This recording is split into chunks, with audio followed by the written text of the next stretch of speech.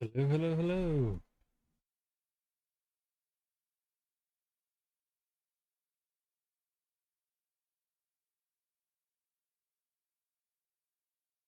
All right, so tried to stream the other day, and I was having all these problems with my capture device and the sound and everything. Hopefully, this is all okay for today. I guess we'll see if anyone stops in. Please let me know if the audio sounds terrible, because I have no way of knowing unless I'm listening to like a playback on my phone while I'm streaming. So I don't know what's been going on. Um, so yeah, I'm at the end of Klonoa Door to Phantomile. I've been doing a full playthrough.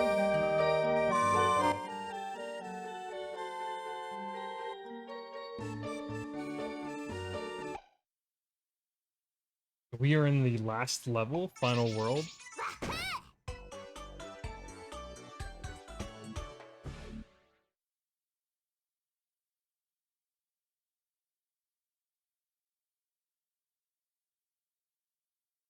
It sounded okay. I don't know what's going on with my streaming setup. Yeah, if you haven't seen the other parts of this playthrough, this is probably the one and only time I'm doing complete full playthroughs, hopefully 100% playthroughs of two of my favorite platformers of all time, Klonoa Door to Phantomile and the original Ape Escape. Both of them were re-released on PlayStation platforms sort of recently. Ape Escape was just like a PS1 version, kind of slightly updated, added to the PlayStation Premium collection, the PS Plus update, and Klonoa got a full-on remake of 1 and 2 and a collection, so I talked a lot about why these games are important to me in the previous stream, so all those VODs are still up on the channel, and I'm slowly updating or uploading these playthrough videos to my YouTube channel, which is also linked from the main Twitch page. 6-2, time of restoration, the Prism Corridor? I think this is the final level.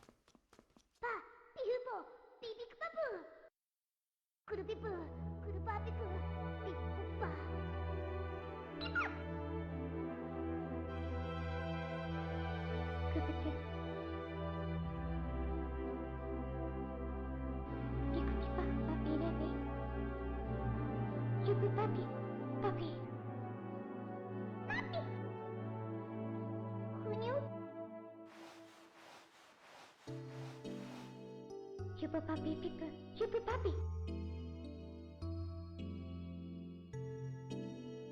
Puppy, super super. Wahyu, super, siadu.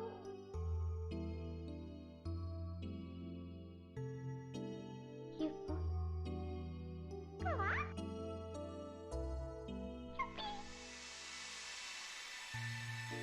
Yes.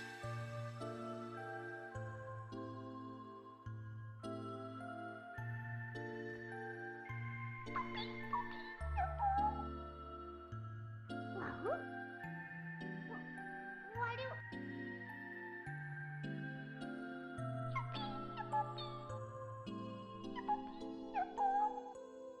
Ahu. Isa.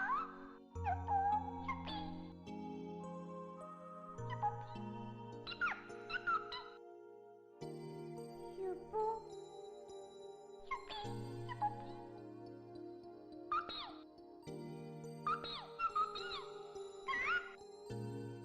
Super. Para temu di rumah. Iya. Wani Rafi. Kawa. Isa. Super. Super people puppy.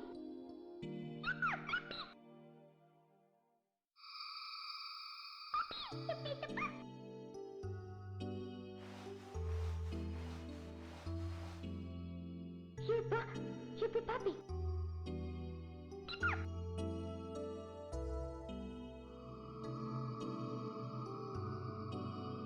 Wahoo! Lepidu!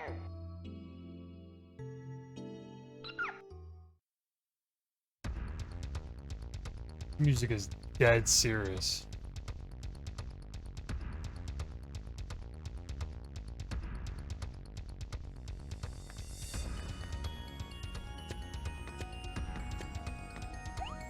Oh my god, it's like fucked up immediately. That was just a cutscene. Nappy.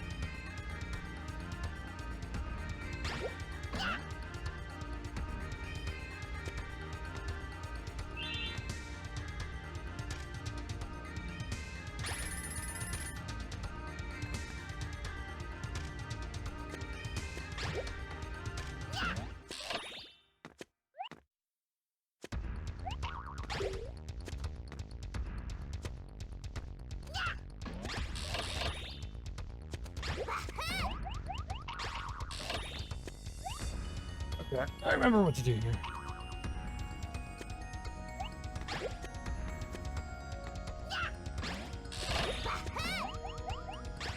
Oops. Oh my god.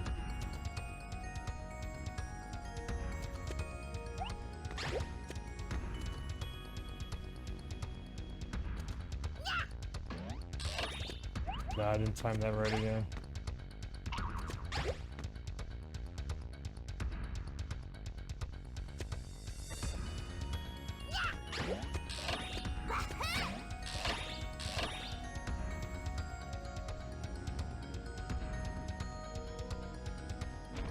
This music's just dead serious. It's so high stakes.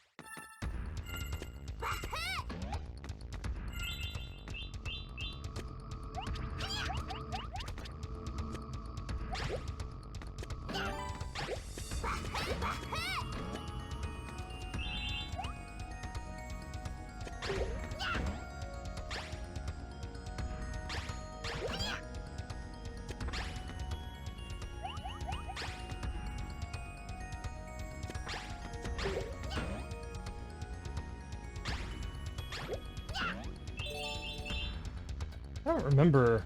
This level seems easier than even the last stage. I know there's something really tricky in this level, though. At least in terms of getting all the gems.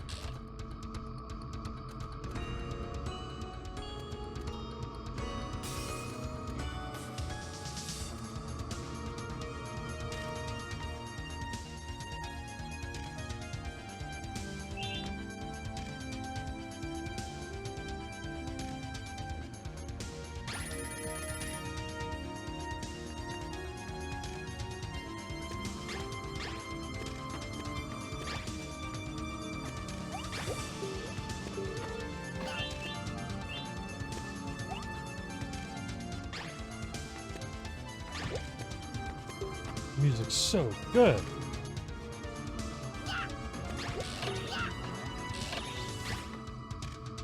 Oh, I didn't do that right. These are like very good level puzzles.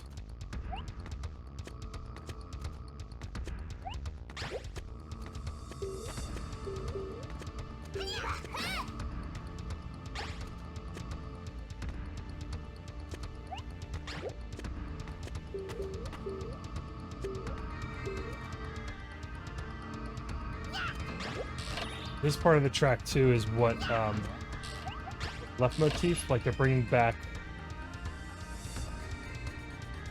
part of one of the other tracks earlier in the game. Like, I don't necessarily think it's like the theme of Klonoa, but they're using like a part of another track from this game, like in this final level stage, which is really fucking cool.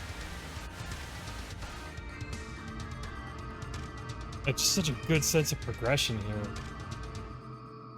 Slowly bringing these platforms to the center pillar, like with the crystal in the center. You're seeing like how much more of the stage you have left. I have like probably one final portion, technically, I think. This level's way easier than the last stage.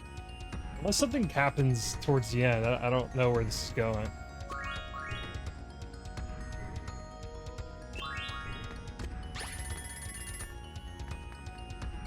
Oh, this is gonna be bad. More of these multipliers.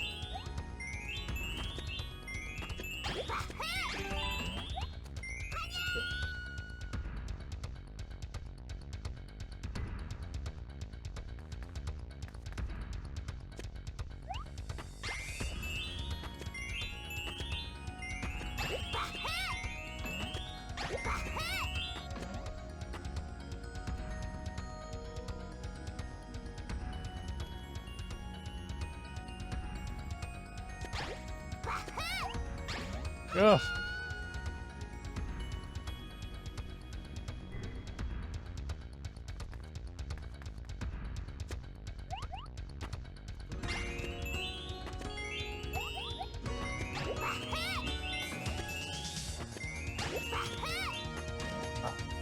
I need to get that last gem with the multiplier.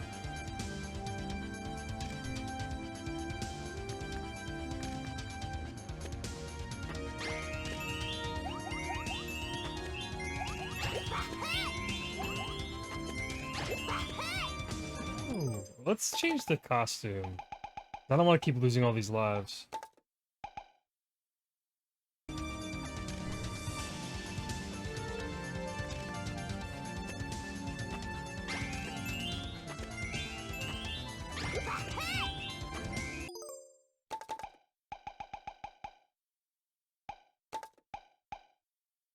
At least the retry is like instant.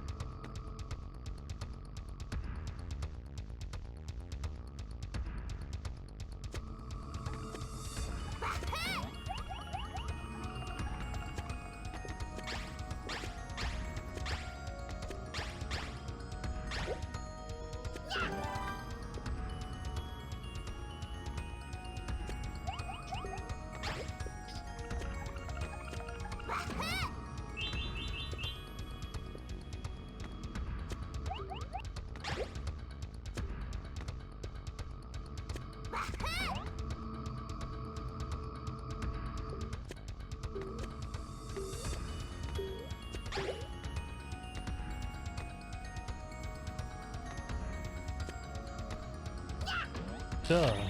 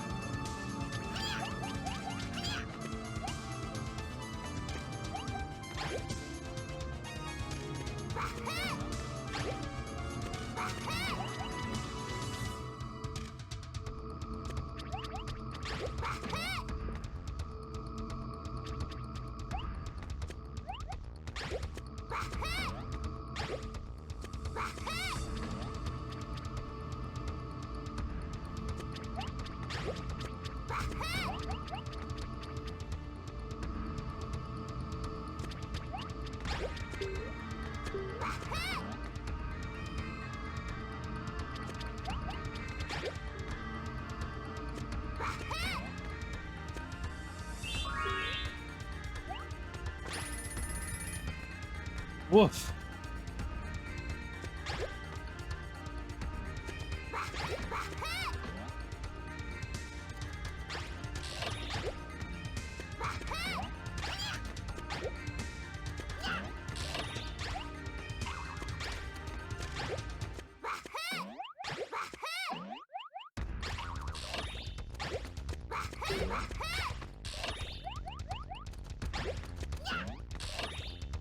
That was trickier than I remembered, too. At the end of the level. Hopefully I collected everything. I know I got all the citizens or the Phantomilians, but I don't know about the gems. I want to say I got them all. I want to repeat this level. I know there's a secret stage we're about to unlock, and I don't know how... I don't remember how hard that was, but I guess we'll see.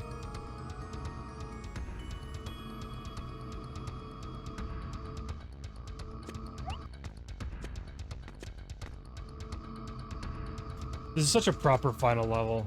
Just the way the music is. The music really sells the stage. And again, it's got those kind of puzzly elements. Not so much... It's not as non-linear as the Sun Kingdom was, but... it's still very much like dungeon-y feeling with all the gates and keys that you're unlocking to ascend this kind of crystal tower. And look at this classic ascent with health and extra lives to the final boss.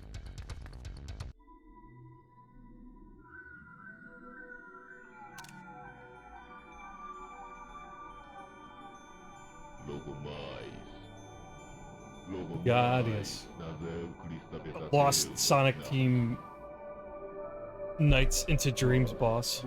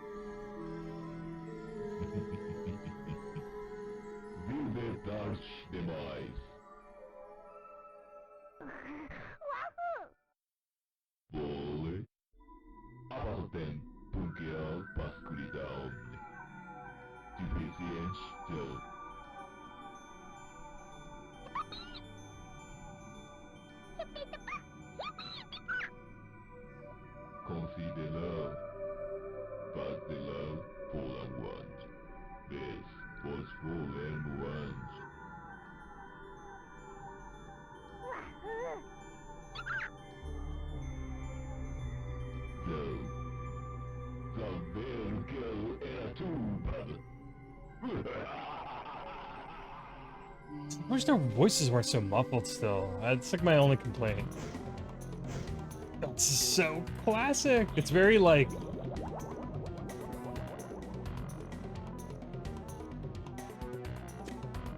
almost Kirby-esque with the hands, or like the Master Hand Smash Brothers thing.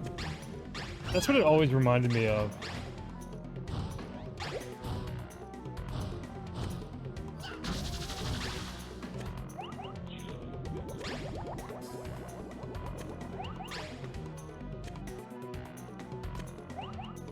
And music.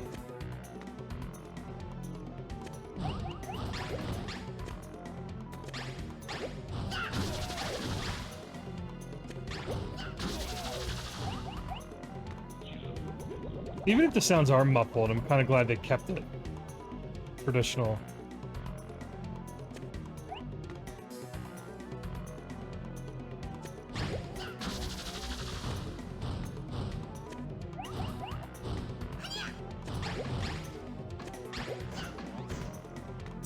Oh, that was bullshit.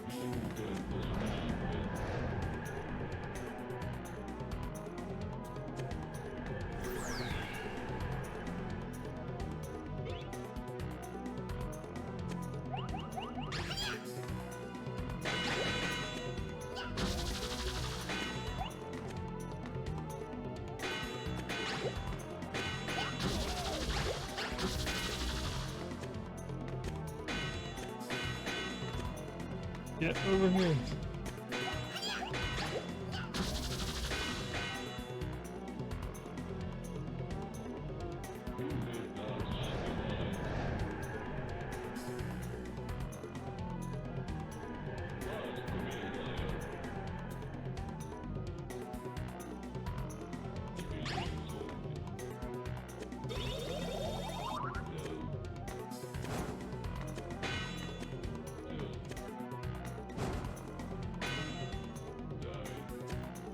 Yeah, the voices are way too low. He's doing like cool grunts when he's shooting this like triangle, like in different directions. He's like saying like something like down or left or right, but he's saying it with like a cool like muffled voice, sort of. What am I supposed to do here? I don't remember.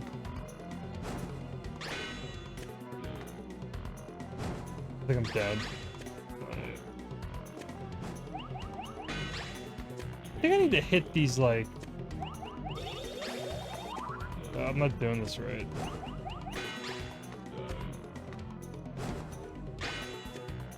What the fuck? It's frustrating.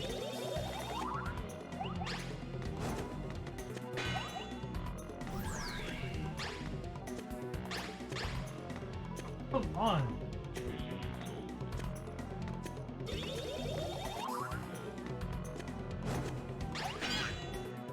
I think the first time I legitimately died at like a boss in this game.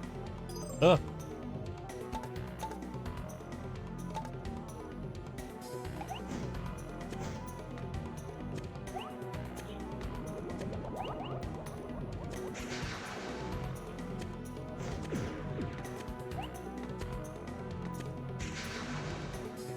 I forgot that can happen, man.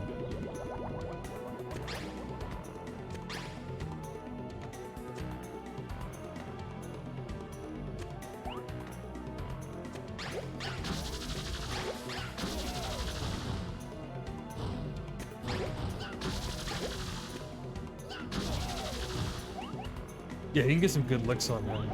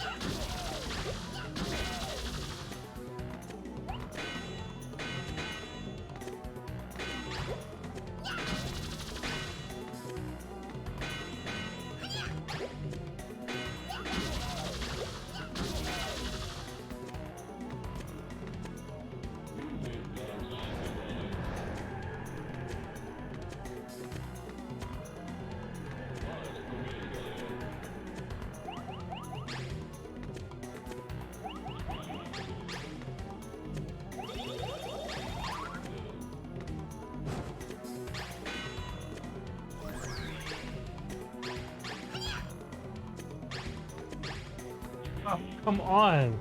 It's so frustrating.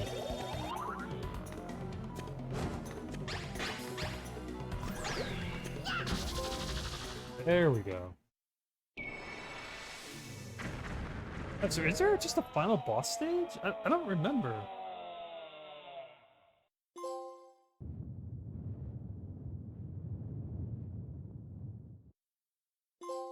I just got like 3 trophies.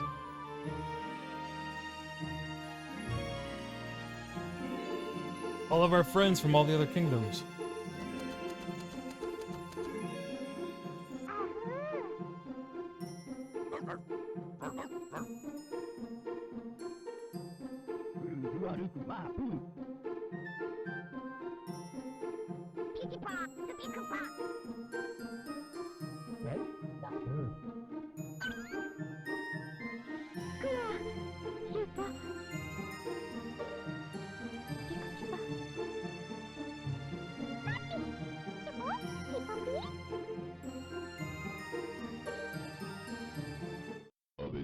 Disso, mesmo pesadelo suficiente. Calculação de combo, outra nacional. Enquanto dura, herda clamo Phantoma. Gil subia, sem palavras.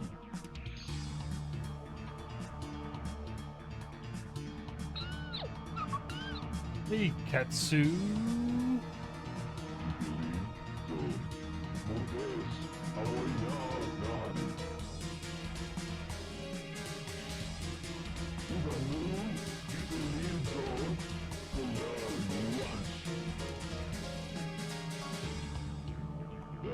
Alguém total pesadelo.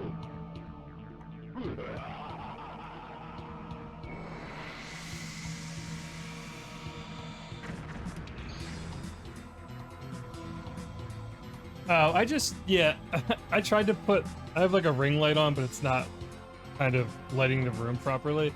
I'm just chilling. I like the lights off when I'm kind of tired and just want to relax. Like having the ceiling light on above me, just like, I'm not awake enough yet to put all the lights on. Apologies if you can't see me too well. Puppy. Super beep. Super super puppy. Super beep puppy. Super super puppy. Super super pup.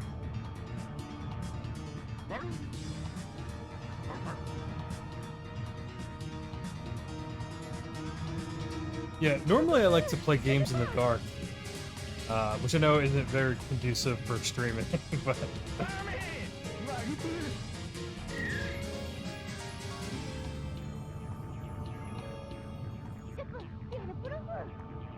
oh yeah, well, Klonoa is one of my favorite games of all time.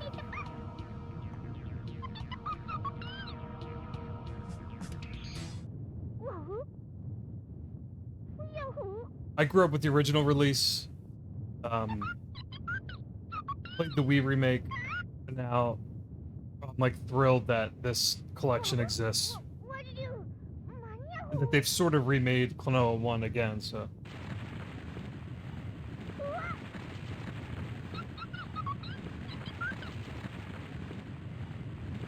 Super.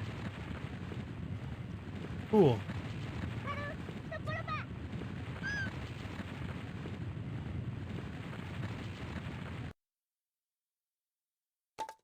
I hope I got all the gems. I don't want to have to redo that level if I didn't get all 150. So I've been going for a 100% playthrough.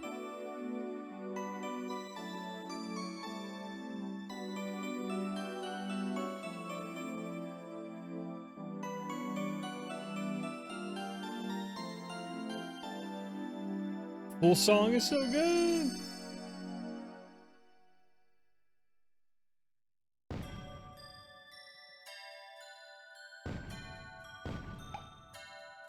Please let me get all 150. Yeah, I got it. Okay. Final vision. All right, let's finish this.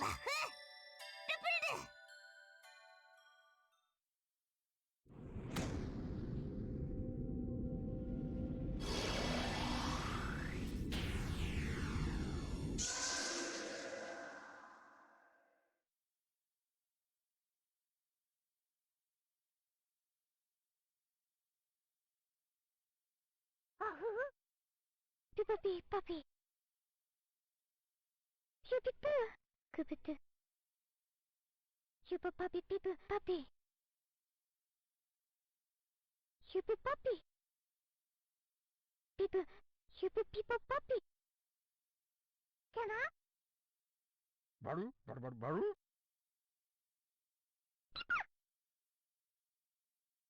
Karu. Paramanu.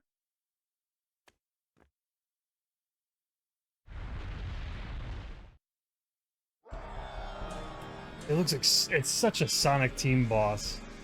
I can't get over how much like the enemy and boss designs remind me of like something Sonic Team or Sega would have created. Oh, this track is so fucking good.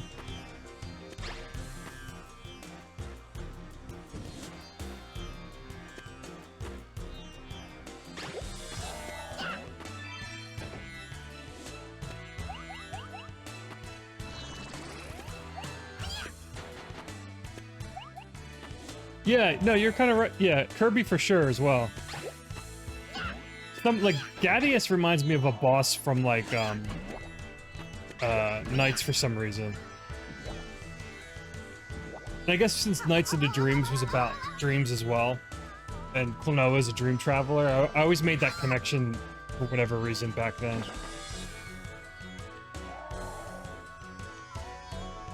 But there's definitely a lot of Kirby in this as well.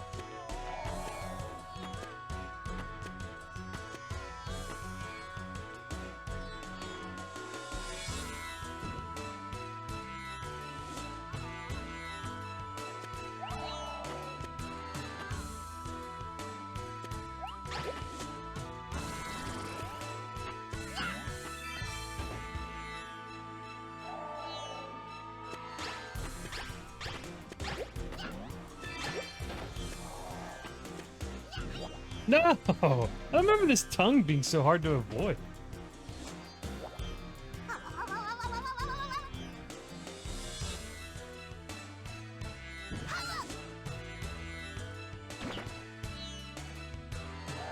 Yeah, I haven't played it in. I haven't played Klonoa 2 in this collection, but I still have my original copies of 1 and 2. There we go. And I played through these like a ton back on their original platform, so I've finished Klonoa 2 back in the day.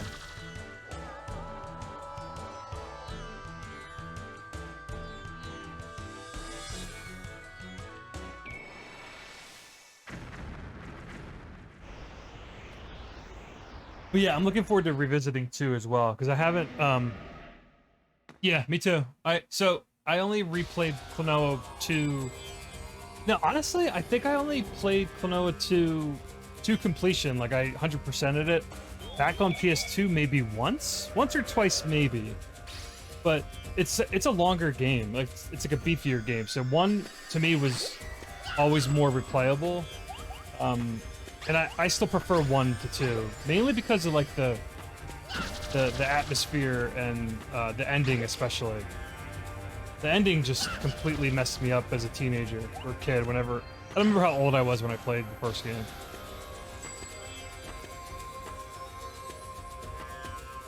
But yeah, everyone... The ending in Klonoa 1 is like notoriously sad for everyone. And it was for me too. Like, I don't think I'm gonna tear up when I finish this now, but... I keep hearing people say...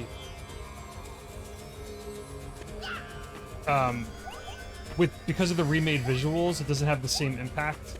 Or maybe it's because we're older, or people are older that are revisiting this. I don't know. But yeah, I'm looking forward to how what I'm gonna think about Klonoa 2 once I replay it.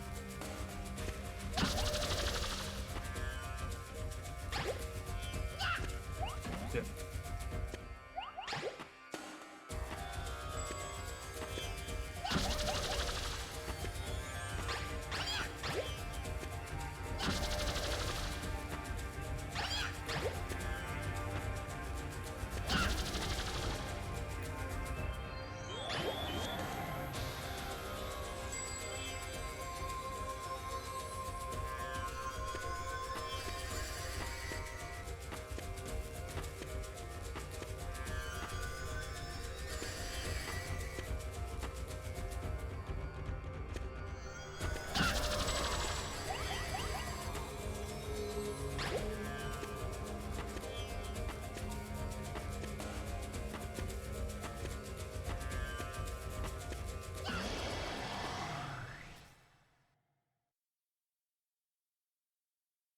Yeah, I've noticed this version, I've had a lot of dropped inputs, and I don't know if it's just how the game used to be. Oh my god, the slap bass on this try. I've had a lot of weird dropped inputs lately.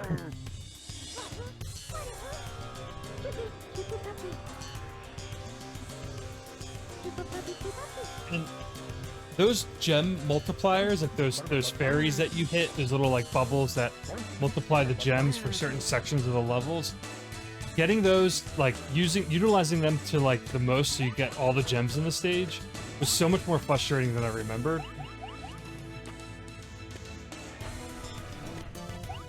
But yeah, it's such a breezy... Oh fuck, I forgot. Perspective really messed me up here.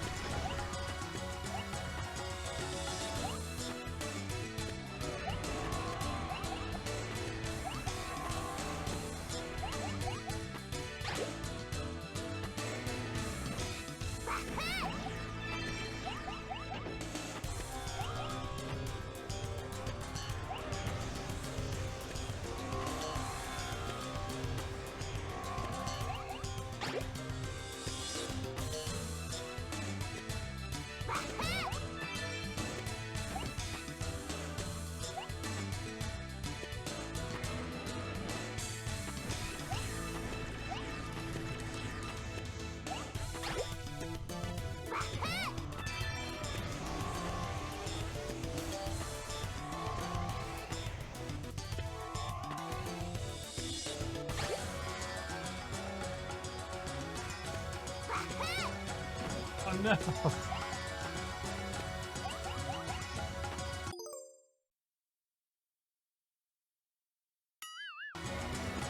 Yeah, see, I haven't touched my PS1 version in a long time, so I don't remember if there really is a difference. I would imagine there's probably some very minor, like, marginal difference between how the games control.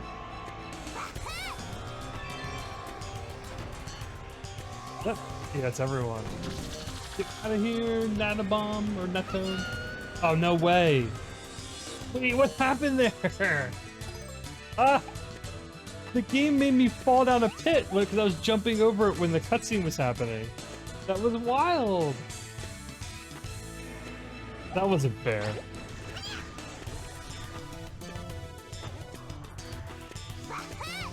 Oh my god.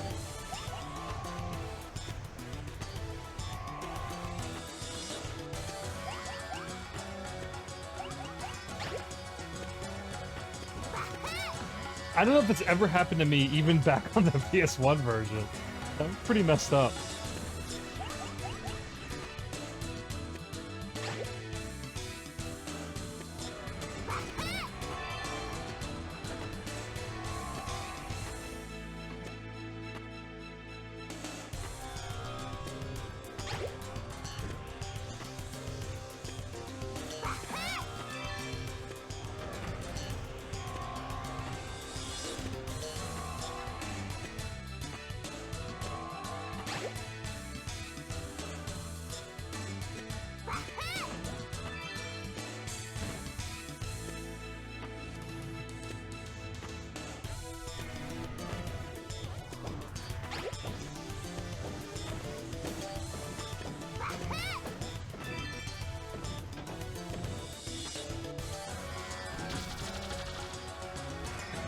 Here we go.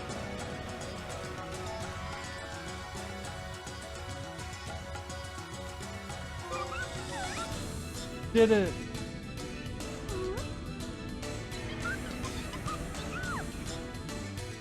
Yeah, yeah, Sonic Adventure. There's definitely some 3D Sonic Adventure stuff here. Even though it came way before it, obviously.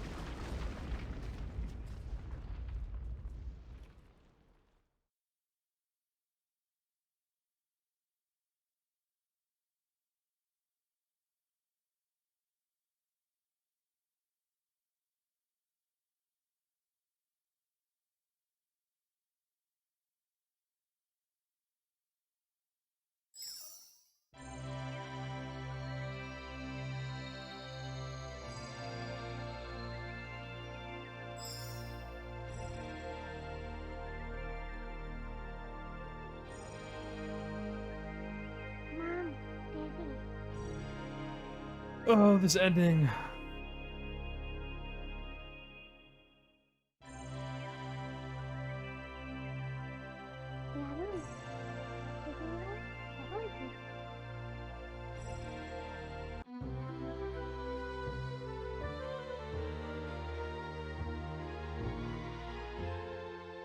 Yeah, I'm really curious how I'm gonna feel about this ending, because it wasn't as impactful in the Wii remake. It tore me up in the original game, like it did for a lot of people.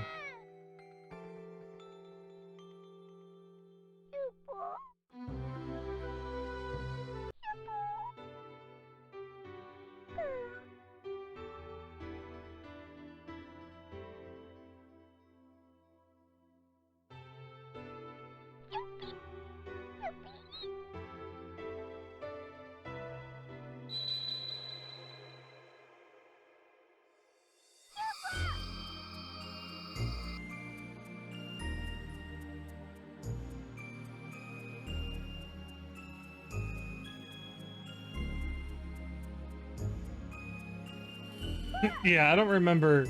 I was a little older, obviously, when I played the Wii remake. Um, but there's something about the CGI, or maybe because I was like a lot younger. Um, like this game's ending was the first game to make me cry, and I was probably like, you know, young kid, young teenager still. And growing up with games, I've always said like games like Mario. Ooh, hold on, I want to see. Music's so unsettling. ミルクマニアシュナートワフシュポムナトラフィ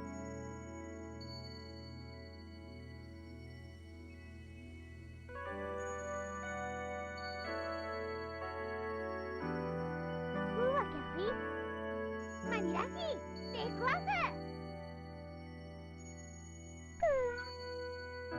くにゃ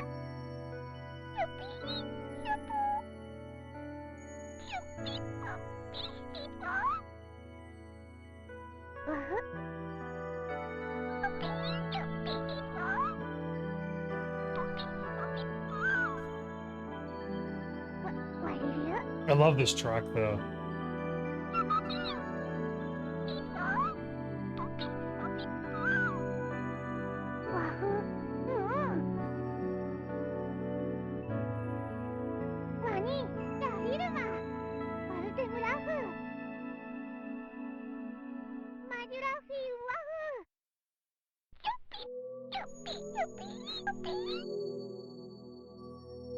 This is so messed up, though. Yeah, I know. It might have been the English voice acting, maybe. Dabada, dabada, dabada. Doesn't he start freaking out? Yeah.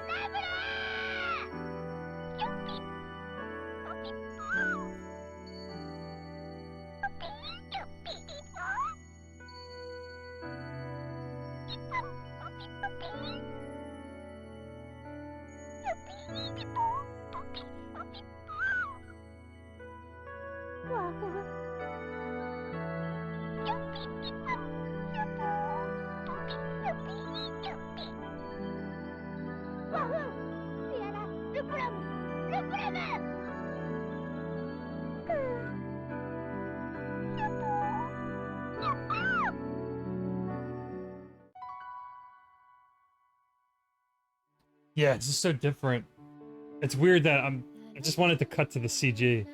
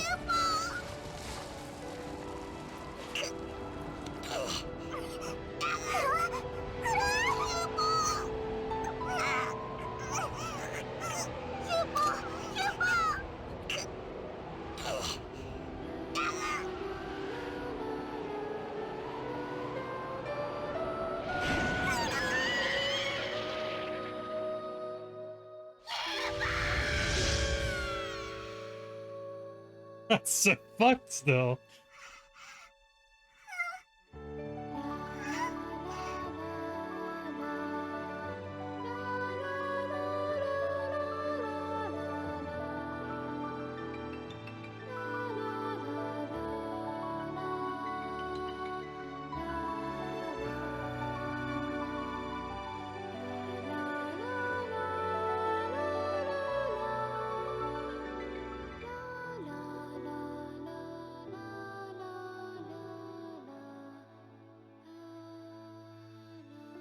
It's Klonoa's scream, that his yell that he does when he gets, like, right when he's about to fly into the portal. It still does the book outro, right? Oh, they don't do the book? Well they do. Oh, that's so disappointing though. It was supposed to freeze frame on HuPal and then like capture his image and then the book kind of folds over. That's how it originally was.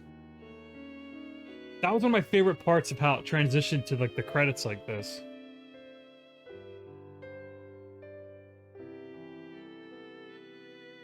Yeah, I think it's the voices and the sound. That still kind of fucked me up.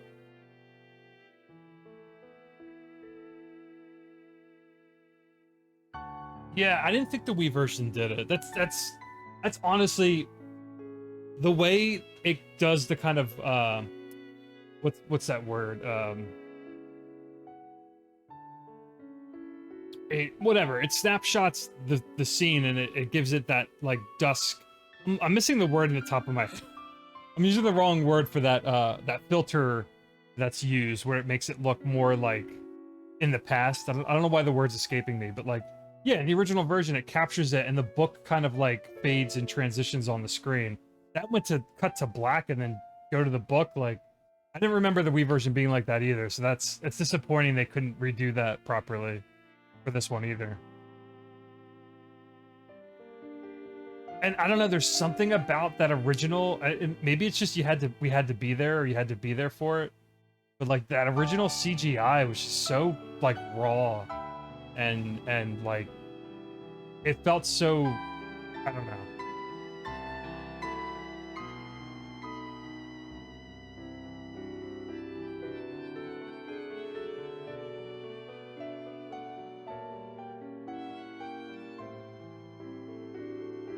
Well, I don't think there's a whole lot to the story, to be honest. Like,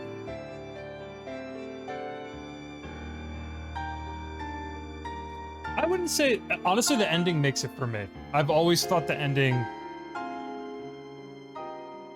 it was so impactful, and for me, it was always like, again, I grew up with an NES, Super Nintendo, Genesis, and playing like, I loved platformers growing up, so like Mario, Sonic,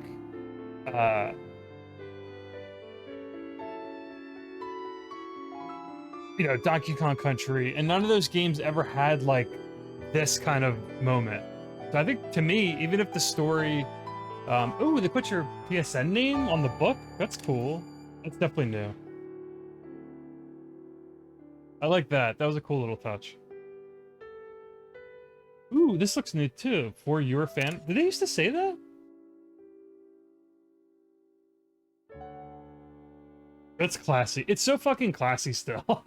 This Klonoa is a classy platformer.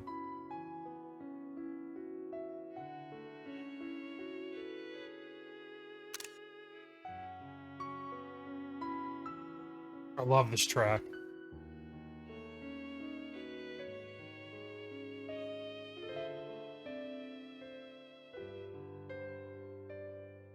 Yeah, so I don't know. I don't think the ending, for me, the ending doesn't ruin it. It makes it for me. And I think actually replaying it now, like as an adult, the dialogue is very like, I don't really feel like there's much of a story in the written dialogue leading up to like the last few moments.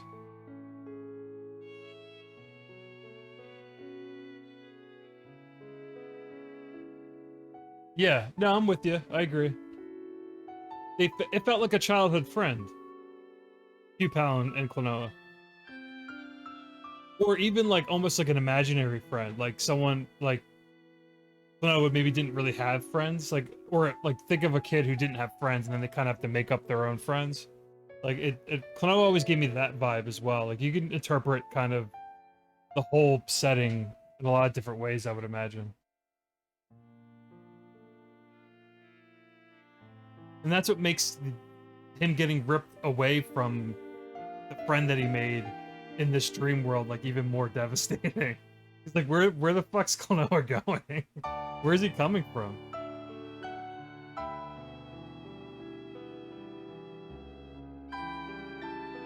Yeah. Well, that part's simple. The whole like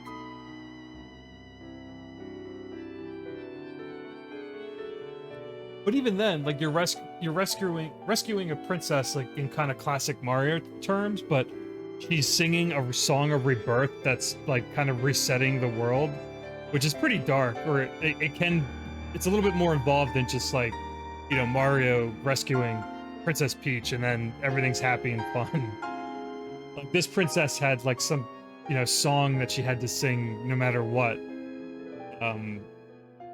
So there's a lot more stakes to me in Klonoa than like a traditional, you know, fairy tale kind of book setting.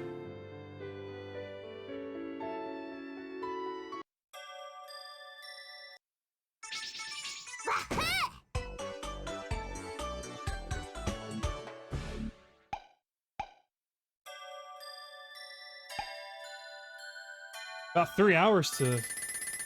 I think I have this extra level? Yeah. So let's try this.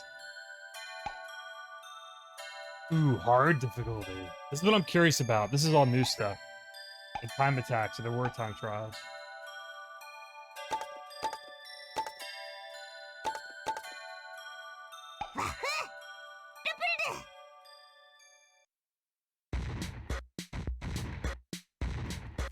Uh-huh. Your people see. What's that?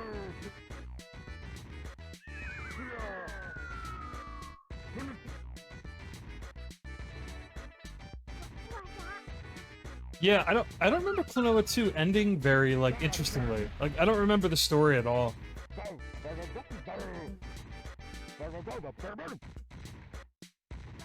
Like I feel like Klonoa leaves on his own terms in Klonoa 2, unless I'm just not remembering it correctly, but like I recall the ending in the second game just like Klonoa turning around and like walking down like a path, but I could be wrong, but I'm just like where's the emotional pull here?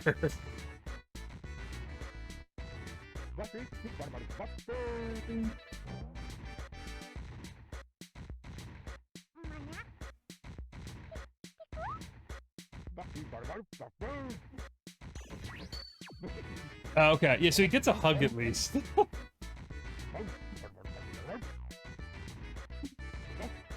To me, all Klonoa games should end with him getting, like, ripped from the world.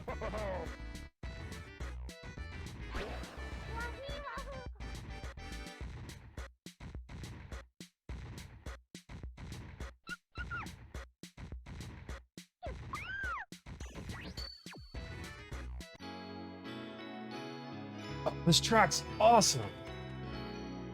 Look at all these extra lives! I remember this level's really hard.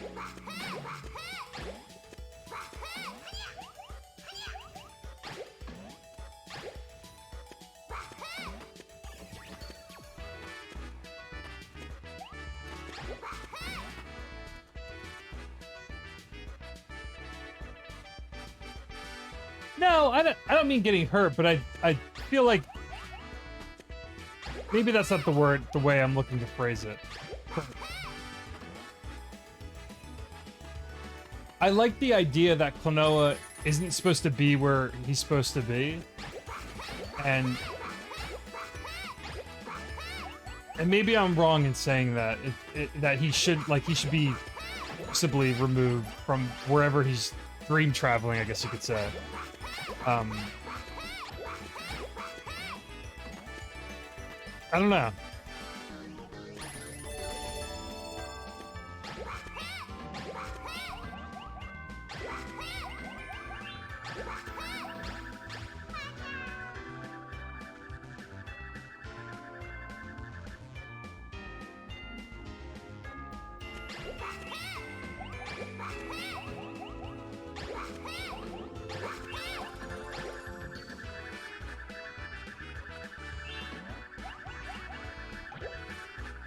I don't know enough about, like, Klonoa's, like, the lore behind Klonoa. Like, I don't know if they ever get into, in other games,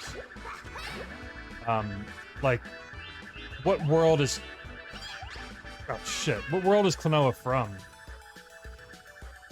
Like, where is he going back to when he leaves these dream worlds? I don't know if they ever talk about that in the second game, even.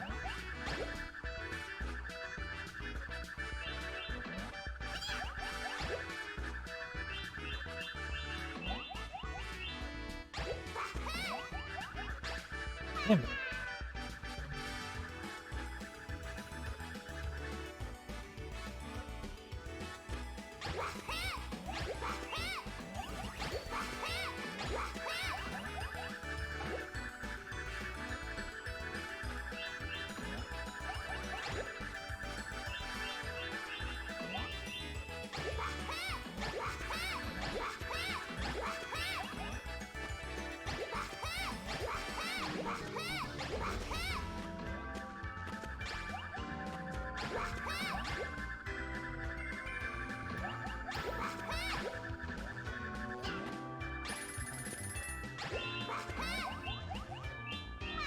Ooh.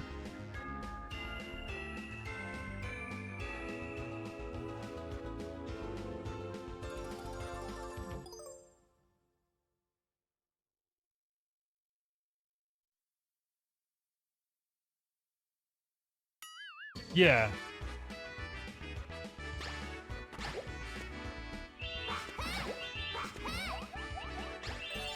Well, regardless, I think I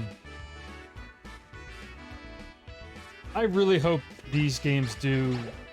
This collection has done well enough, or continues to sell and kind of make like an impact again, because I think you could do a lot with this character, or just the Klonoa universe in general. Because if he's a dream traveler, you can kind of take the story anywhere. I just think, and maybe, yeah, I phrased that wrong. Like, maybe not make him like get hurt all the time with every world that he visits, but I think there needs to be a degree of high stakes at play in the worlds that he travels to, because that's what I... Yeah, Namco's trying to make it fail. Yeah, I was reading on Twitter that people were saying like they're not advertising it well, but I mean, it's a miracle this collection exists. So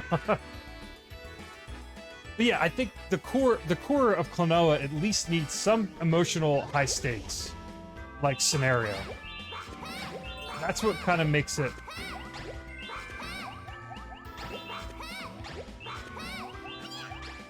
more interesting than like most, you know, contemporary platformers. And the ring has a lot of like iconic appeal, and the you know, the Pac-Man hat obviously as well is very like, Klonoa is like a pretty distinct character, despite him being, you know, he's a cat technically. I think he's technically a cat. I'm not even sure about that. This is so much harder than I remembered. Fuck that up.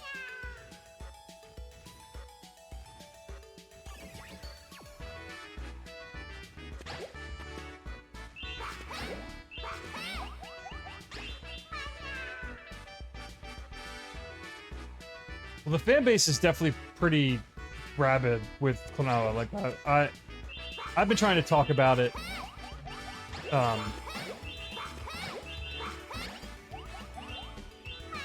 For a while.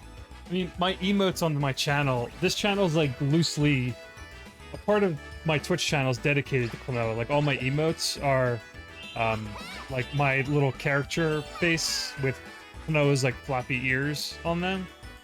So, and leading up to this game's release, I kind of like wasn't shutting the fuck up about it. So I'm doing my best to promote it still, or talk about it.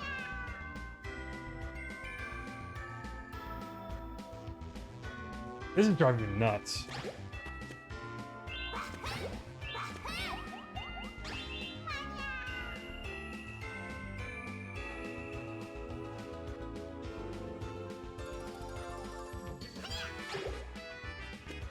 Yeah, I'm curious. Have you tried hard mode? I don't know what to expect from it. No!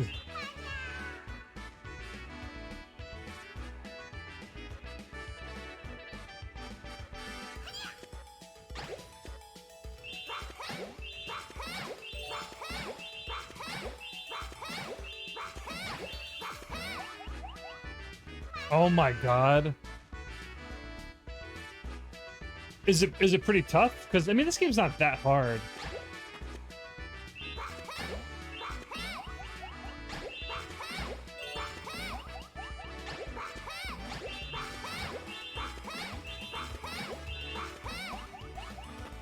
Jesus Christ.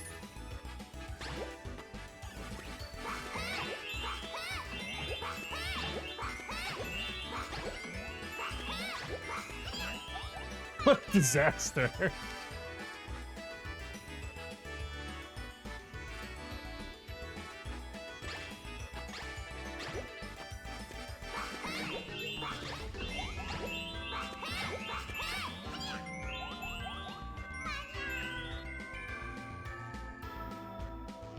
I'm I feel like I'm getting wildly dropped inputs, unless it was just always like this.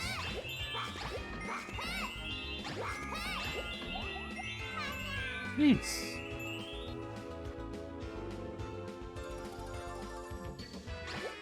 Oh.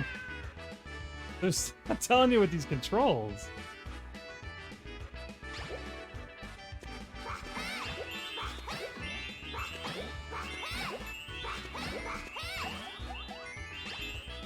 Oh my god!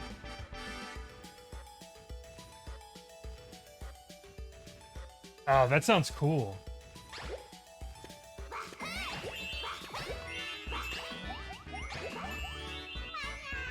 I don't know what's going on.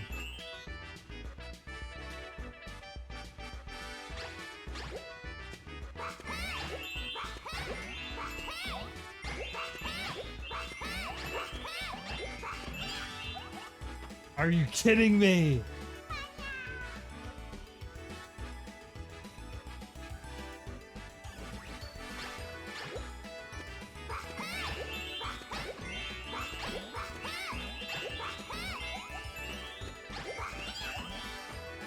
Get me out of here.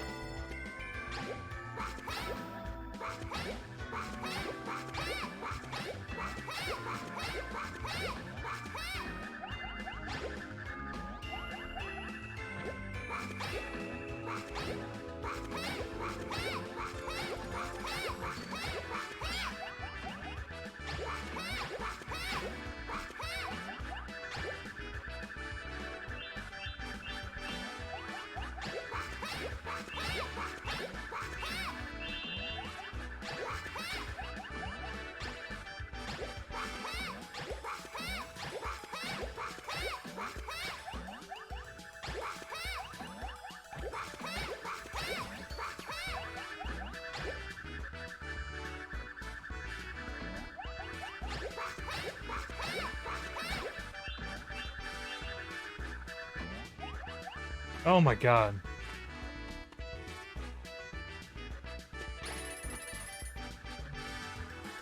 Yeah. Well, I'm just glad because that never existed. The hard mode wasn't in any other version, I think. So it's cool that it's there. I was kind of hoping there would be trophies for it, but I guess it's just there for replay value. And there's time trials. That's new too. I don't think that was in the Wii remake either.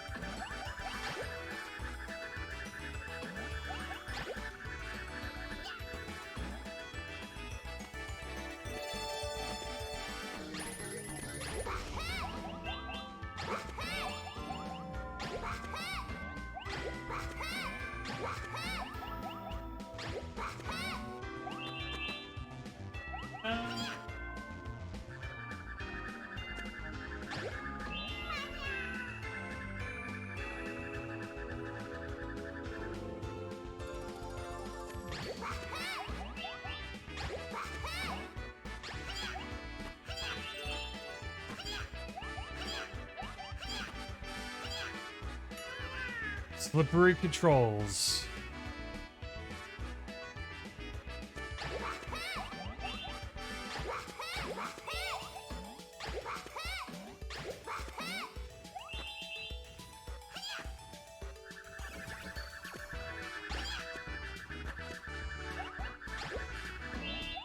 Oh, yeah, what am I... Oh, I remember this being so particular.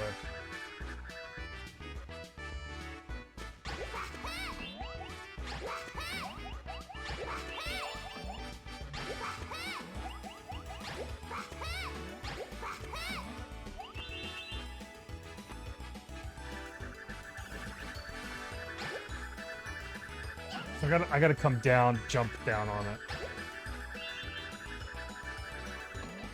There we go.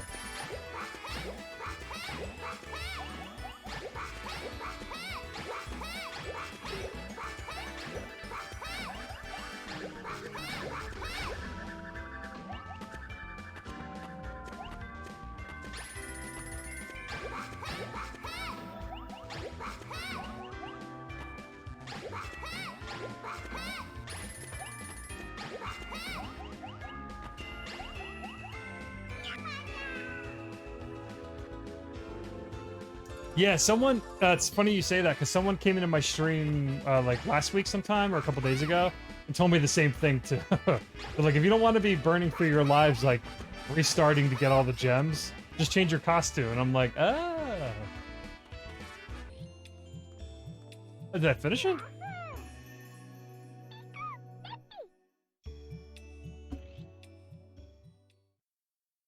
I hope I got all the gems. I'm pretty sure I did.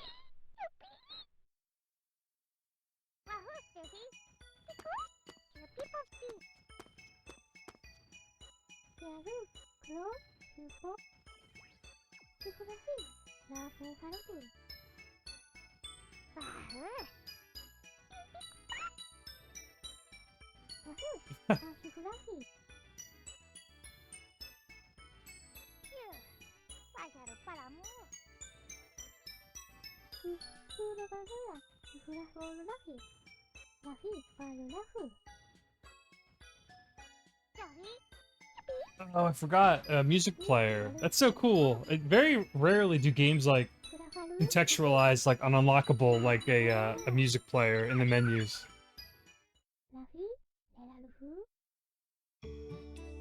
Ah!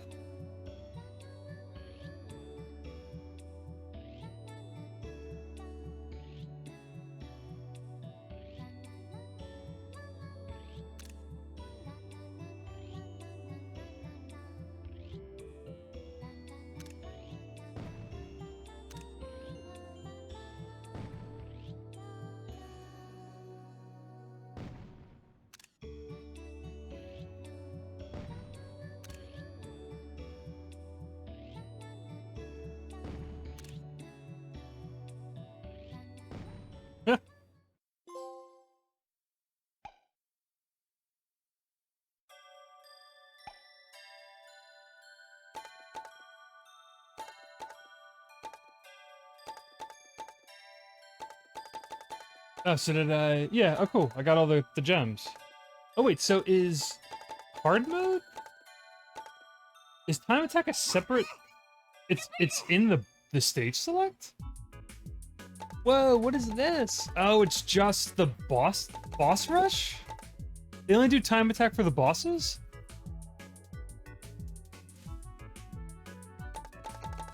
Oh, I thought it was time trials for, like, the levels.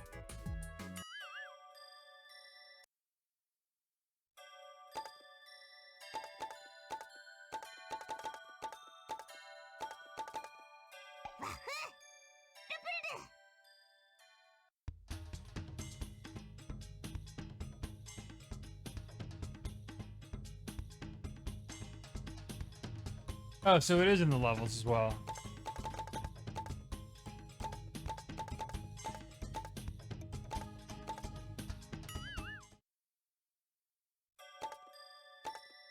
Let's see.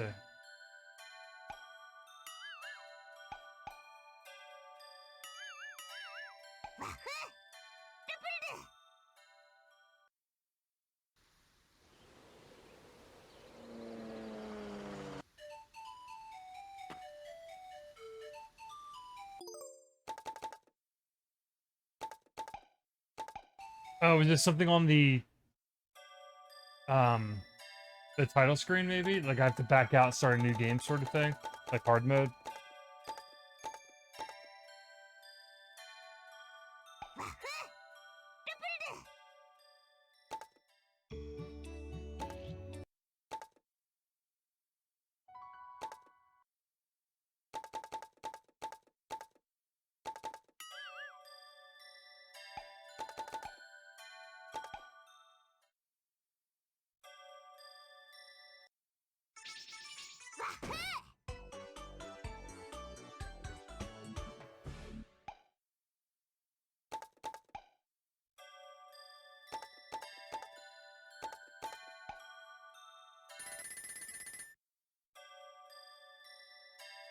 see.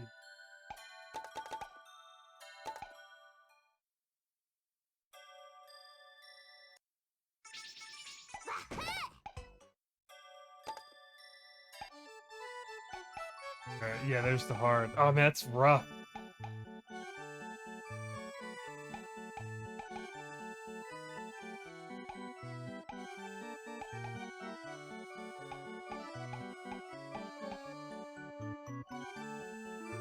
Oh, it's like it's a no damage challenge? Whoop!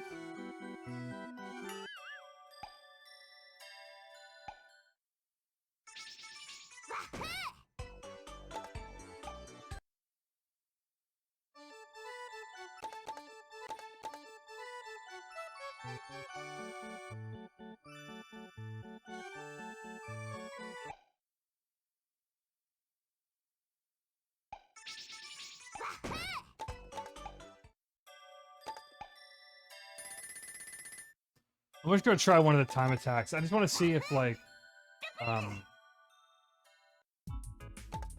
just do the first boss. You get, like, a little emblem or check mark on the time attack screen when you finish a boss.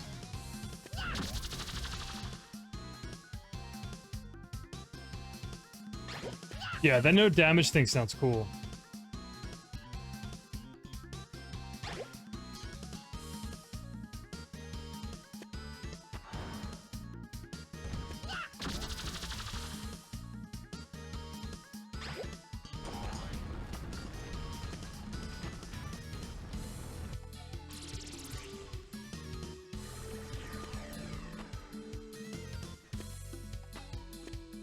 Oh, now he turns around. Just jump over me. Come on.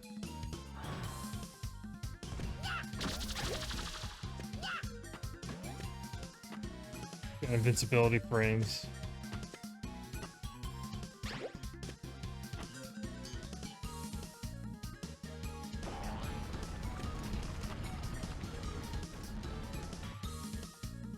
Oh my god. Such bad RNG. Are you kidding me?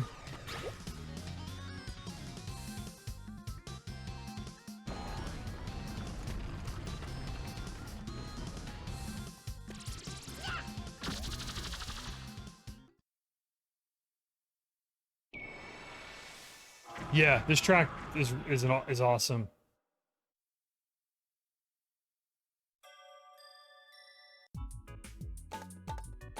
Oh, okay, so you just get like a time, obviously. A little timestamp.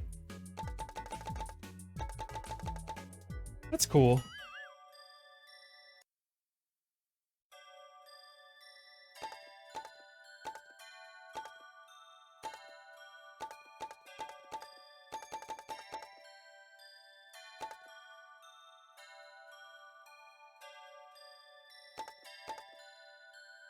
Alright. I'm gonna go back to the title screen. So yeah, I'm gonna save hard mode probably for myself. So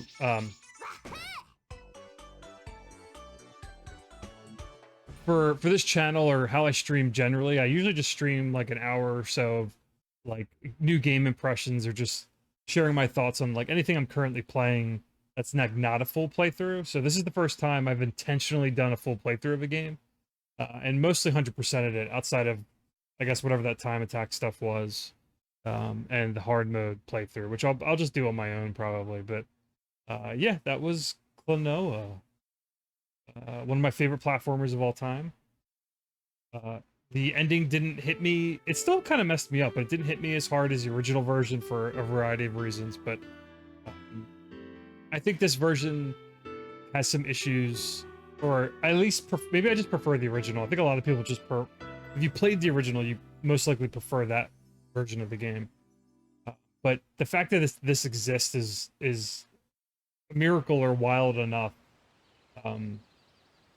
that it's available. It's a convenient kind of release in terms of if you wanted to play these games originally, they cost like an arm and a leg online. So like on their original hardware, but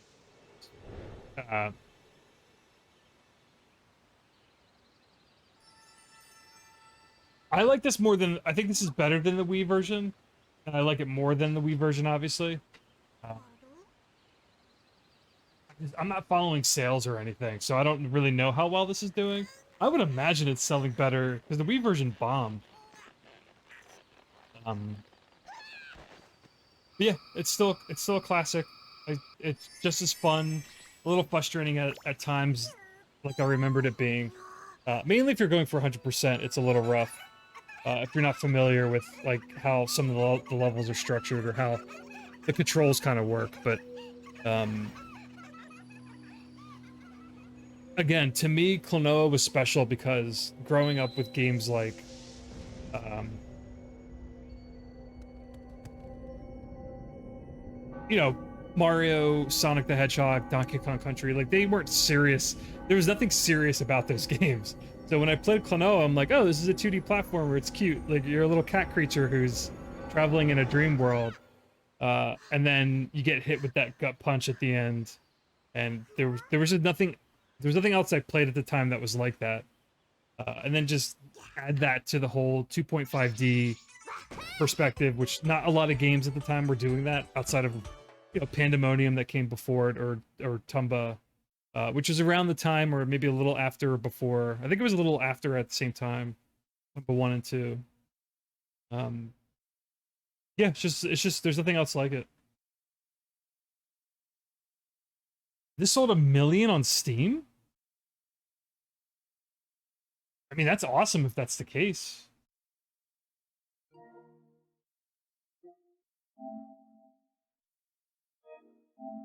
We're gonna jump to Ape Escape next, though.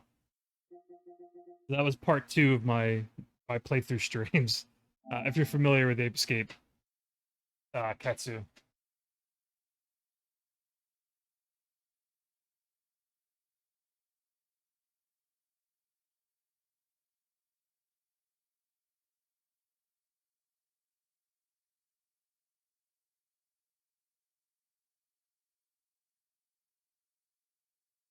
I mean, if it did 1 million on Steam, I hope that's enough. Then I'll probably buy. So I bought this on PS5. I imported a physical copy from Europe, or like Play Asia. I ordered from. Oh, it's so loud. Always so loud.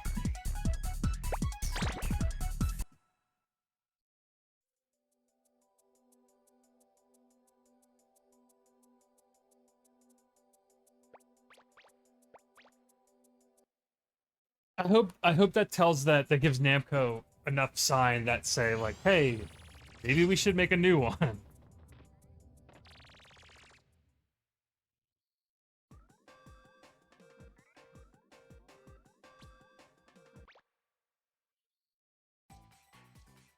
Spike, we finally located Spectre. We don't know his exact whereabouts, but he's hiding somewhere within the period of the dawn of civilization. His army is growing stronger and larger, and he's finalizing his plans for taking over the new world. Transport there now and find him. Time is running out. Hurry!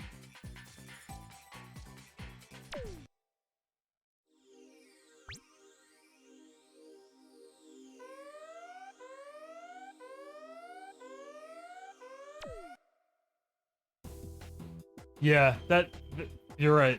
It'd be super depressing if like that's not enough to convince Namco to like give well, my question though with making a new Klonoa, like they could do the Game Boy Advance collection or throw together a collection that has like some of the games that never made it to the US. Like whatever, I think it was like a Game Boy Advance or that top-down RPG that was for Klonoa. Then there's Klonoa Beach Volleyball and all that crap, but like you could do the 2 GBA games, like a collection of those games at least. But beyond that, like there needs to be a third game, and like my question is, who from the original staff like that worked on the 2 games is even around? And I wonder how many of them are even involved or have been involved with this Klonoa collection. I don't know the names of like the people who worked on both Klonoa games. To know if they're still like, out and about working at Namco, and did they have any like involvement with this collection? Like, because you could, obviously you can make a Klonoa game in name, but like who's really going to direct it and work on it that understands what makes Klonoa is so special in terms of like making a new one. I don't have the answers for that, so I'm sure that's partly the reason why we've never seen a third one. But like I said, I think there's a lot you can do with Klonoa. Like, similarly, there's a lot you can do with Ape Escape. Because I love Ape Escape almost as much as I like Klonoa.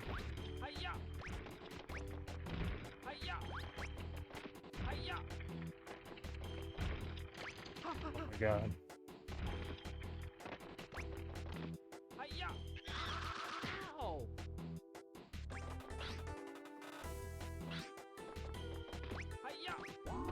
Yeah.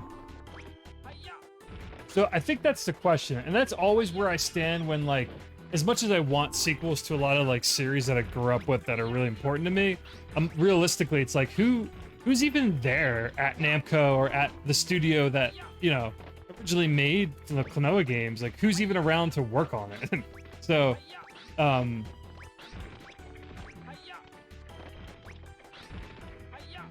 that's the tough part.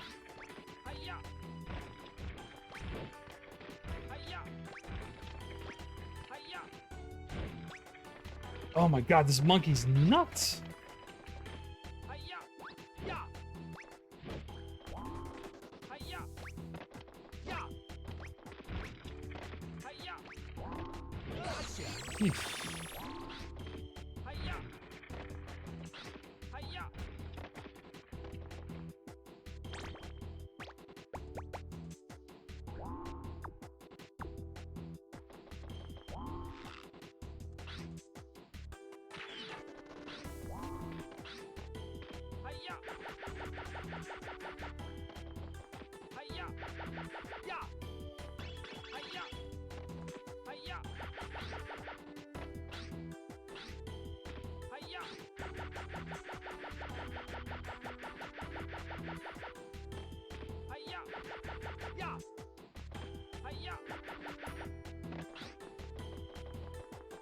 I also wonder, speaking of Kirby that you like mentioned earlier, Kirby just went full 3D, and I wonder if you could do a Klonoa game in 3D. It would be more expensive, arguably, but Klonoa always had, like, you know, 3D backgrounds, so I wouldn't be opposed to like a 3D platformer with Klonoa. Even though 2.5D is its like identity, but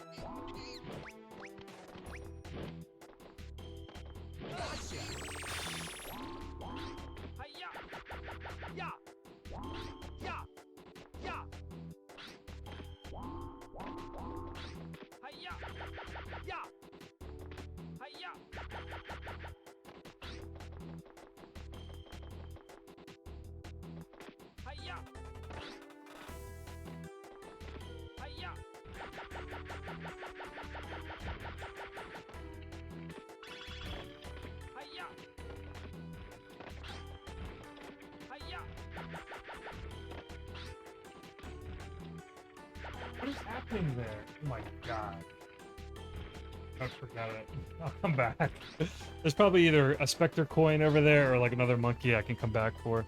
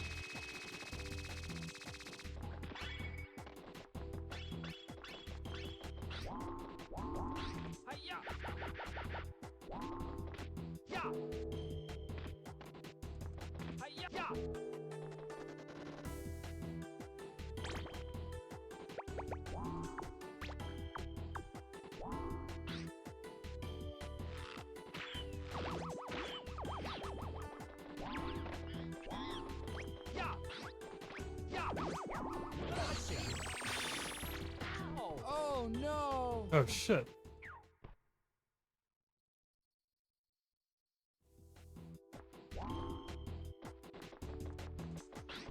Yeah, yeah.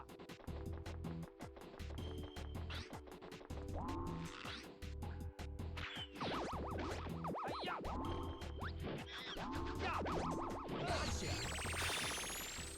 Yes.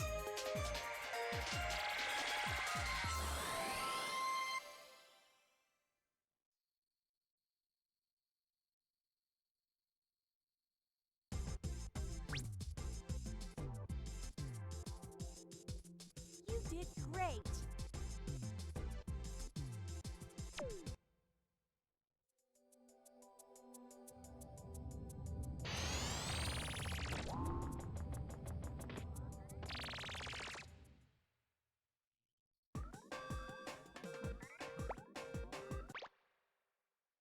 Just keep it cruising. So with these streams, I've been doing 3 levels at a time, but since I finished Klonoa, it was a lot shorter than Ape Escape, so I was hoping I would finish both kind of... Even though I'm getting towards the end of Ape Escape. Ape Escape's definitely a little bit longer to 100%.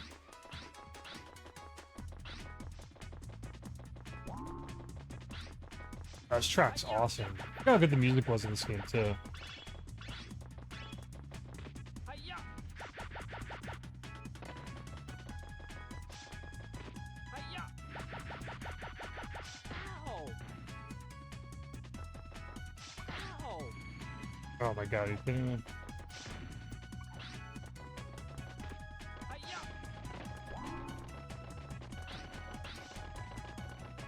Hi-ya.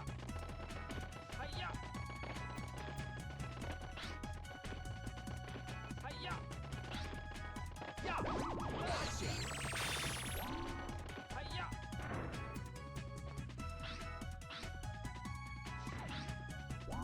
Hi-ya. Ow. Yeah. Yeah. Gotcha. Hi-ya.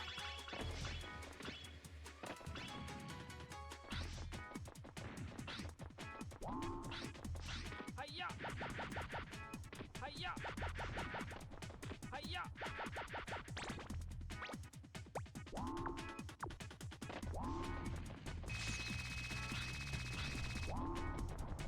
Hi-ya.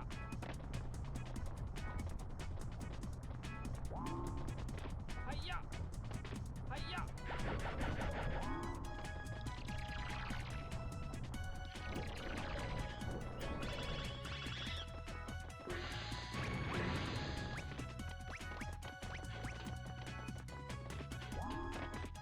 Gotcha.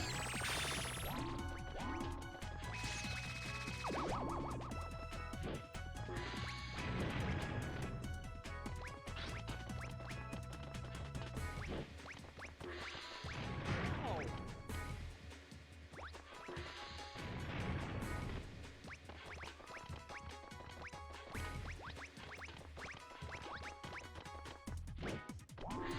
Hi-ya.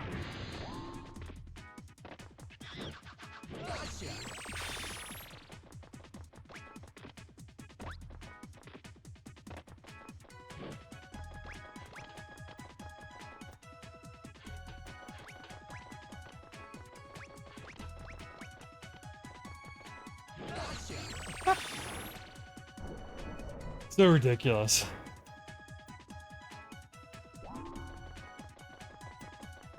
Hi-ya. Hi-ya. Yeah.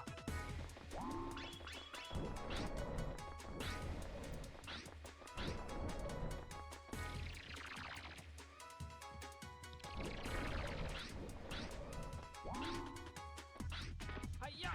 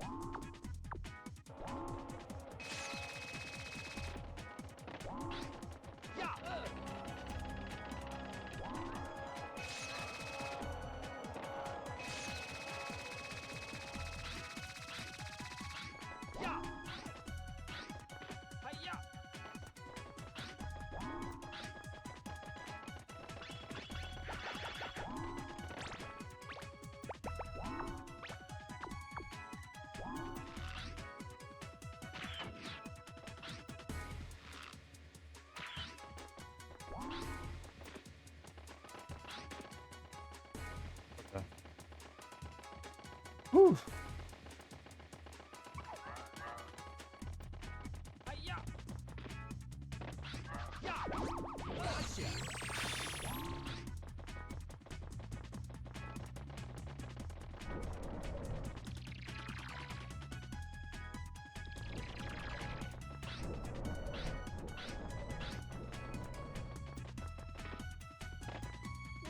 No, what the fuck?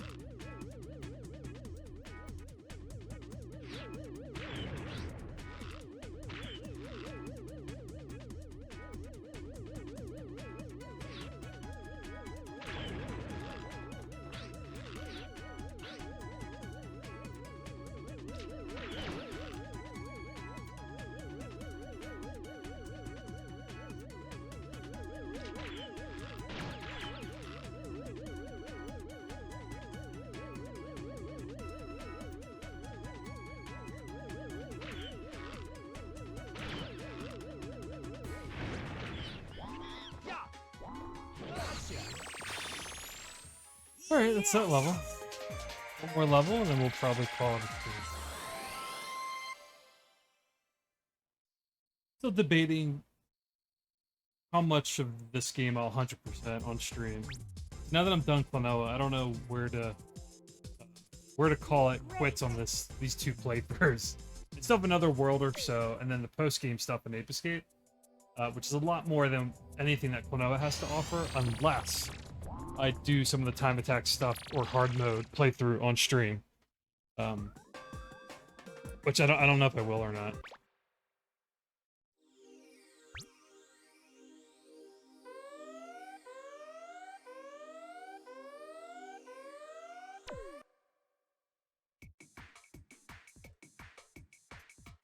Level's objective is to catch Spectre? I don't remember this at all. I'm going for it. There's 20 monkeys on this level? Ow.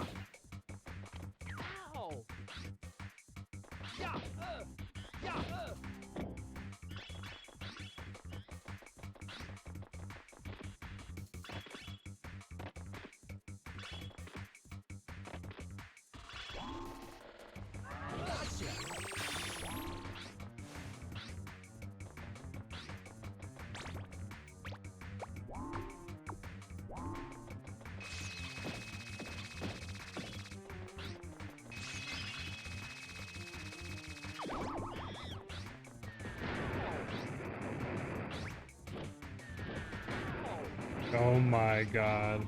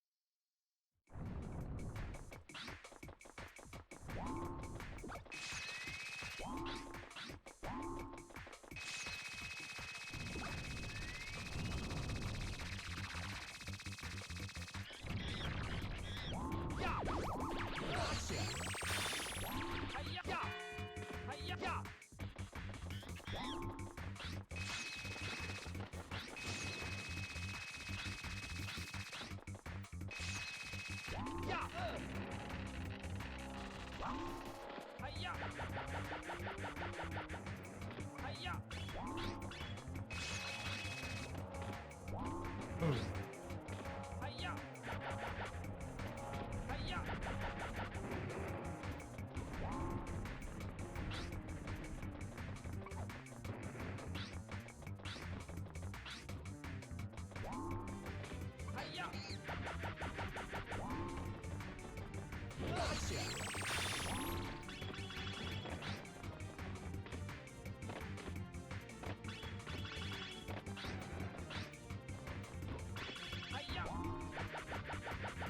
This is a pretty serious level. I don't remember this.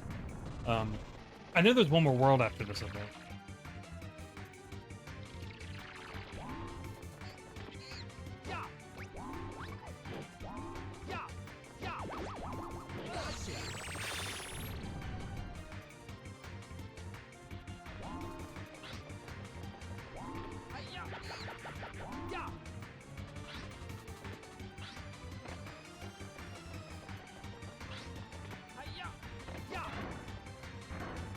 Ooh, look at these shortcuts and shit. The level design was so awesome in this.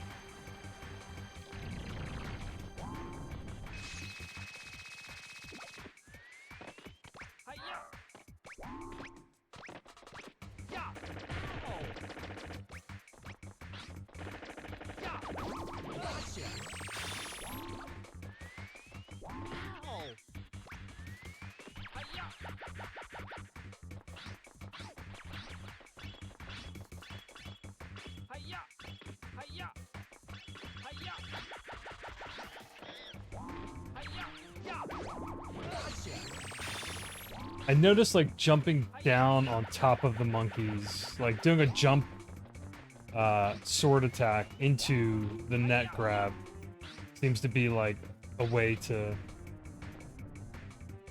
approach capturing some of these monkeys.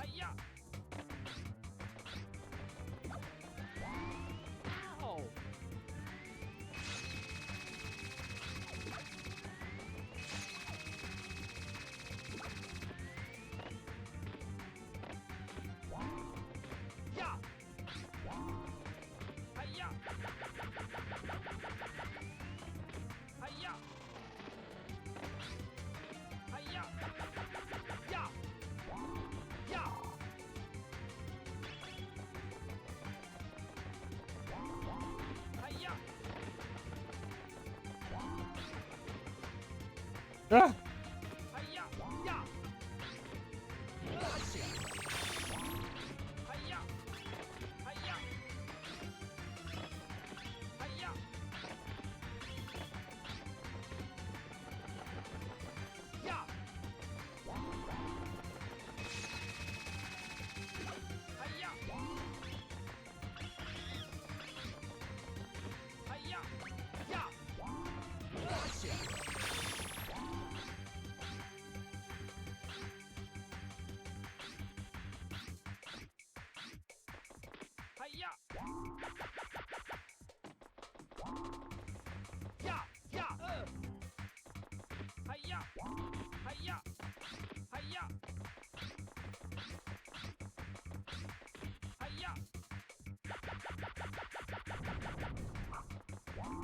Yeah, where am I going from here?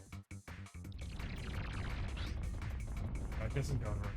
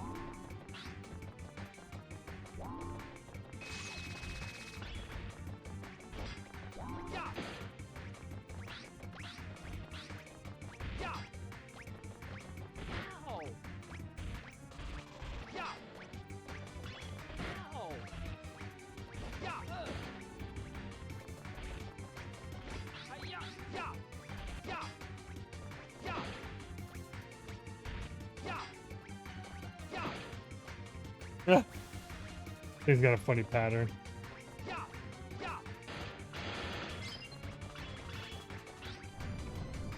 Alright, well this is the way to go, likely?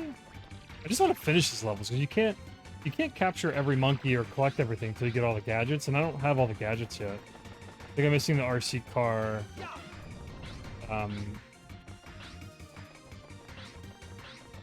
And the glove that you get when you beat the game. Oh, that was a...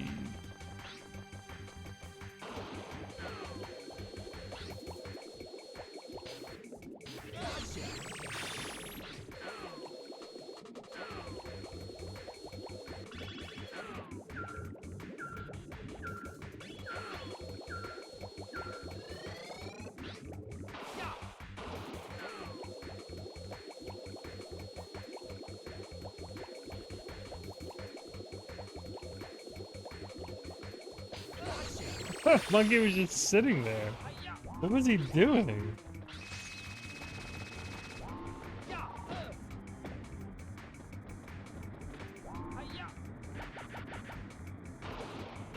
Oh, jeez.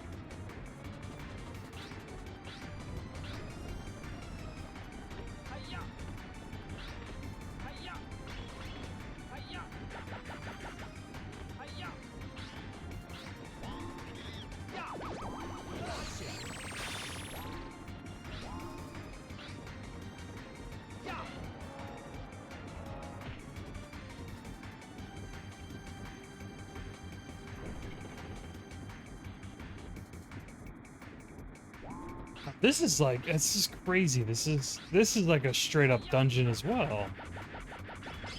This is some elaborate design. Like I'm pretty blown away by this, to be honest. I don't remember this at all.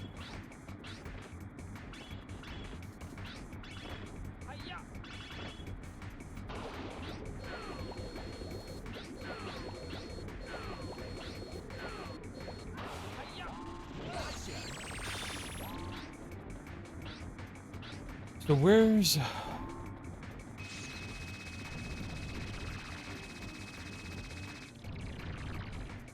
that's where I came from. I think there's another door out here, though.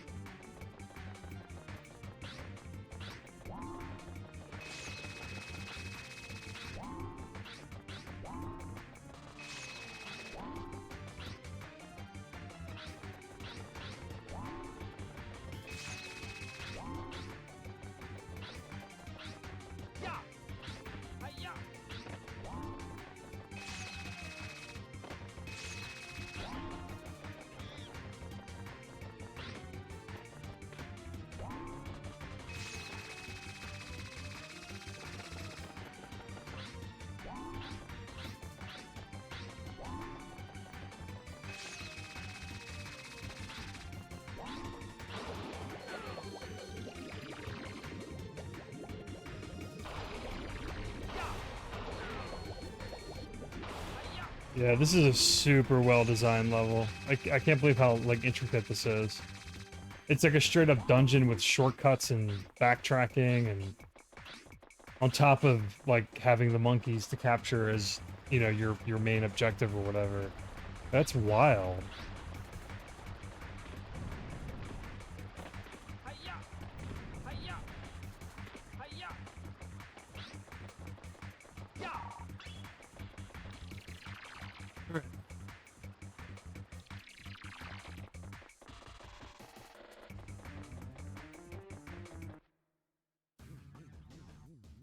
Well, look who's here. So you finally found us. Spectre. Jake! And how is everything coming along? Everything is under control and coming along very nicely according to plan. Very good. Then let's get going. Right. Hold on! You're not going anywhere. Oh, yes, we are. I don't have time to bother with you right now. Oh, but we will. We will meet again. You just wait. You won't even know what hit you. Another time, another place. You'll have your chance.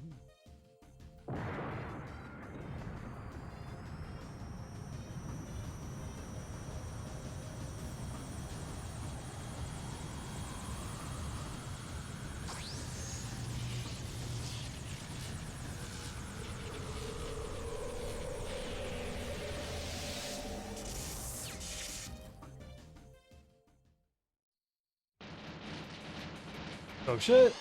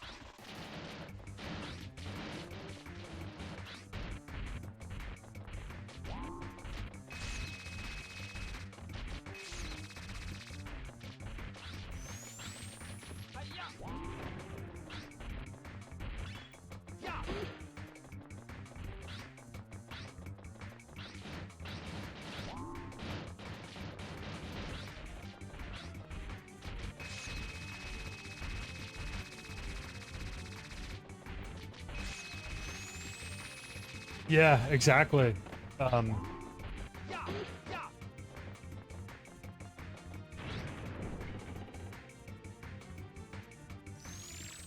Yes! That's exactly my thought. It's really well put, Katsu.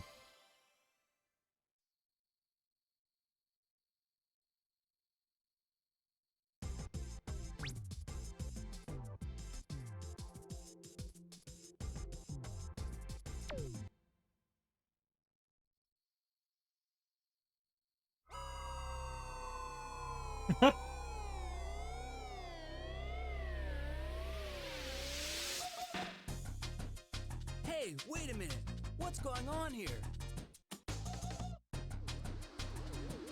Hey! I don't remember this at all.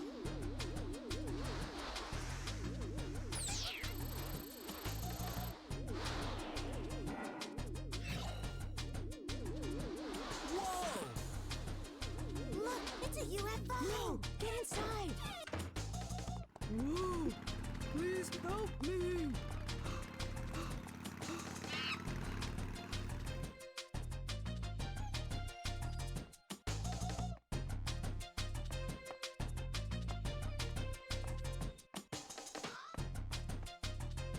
Spike, listen, I have a message from the professor. Let's hear it! Understood. Spike, I'm sure you've seen the strange things going on outside. While you were gone, Spectre and his gang of apes swept in and have taken over the town. The entire town is running scared. Everything's been turned upside down. It's a mess and we need your help. Here, take a look. Spectre's built his base right in the middle of town. The apes are everywhere. His army is getting stronger and more dangerous. You're the only one who can save us all. You've got the gadgets, now go use them. Time is running out. We're counting on you. Ah! Hey, wait a minute! What are you doing? Hold on. Let go of me!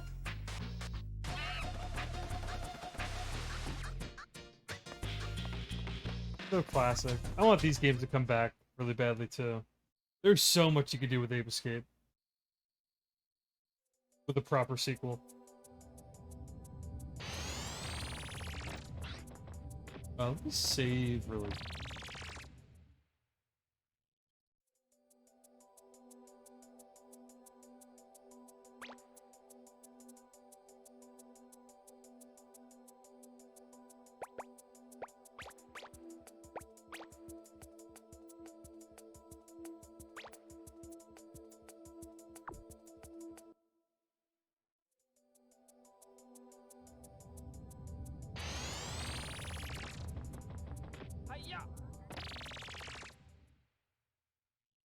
I think this is the last world I'm up to.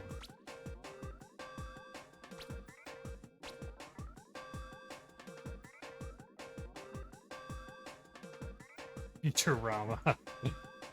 Alright, so...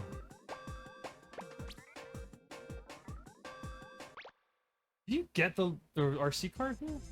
I've just finished evaluating the new gadget for the professor, and we've sent it over to you. You'll find it in the training room. As the professor's already told you, if you don't complete the training, you can't advance to the next area.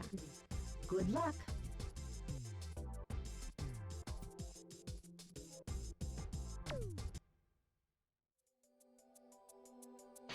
I'm going for it.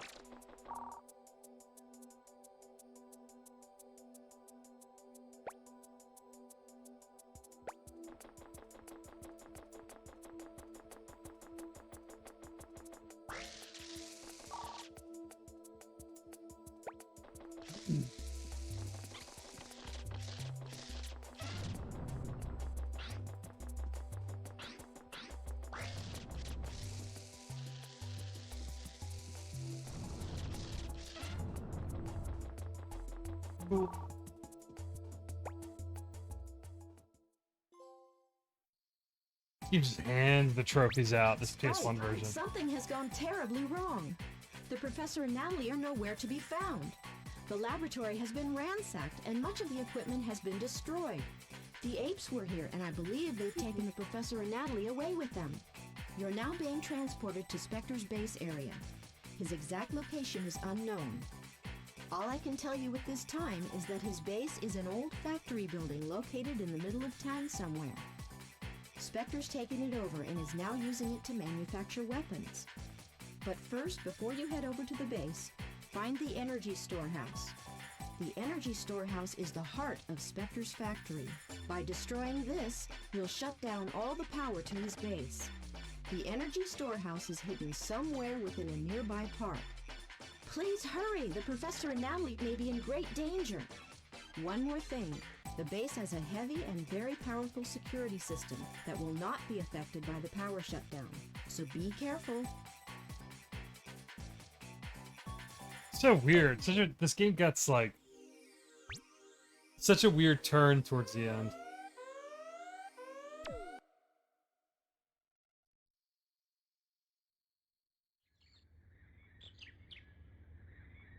I don't remember this at all. Let's go!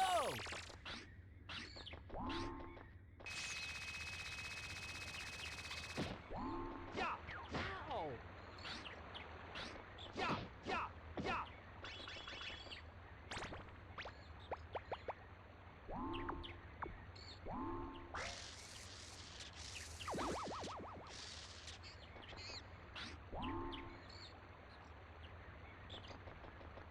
Hi-ya! Gotcha!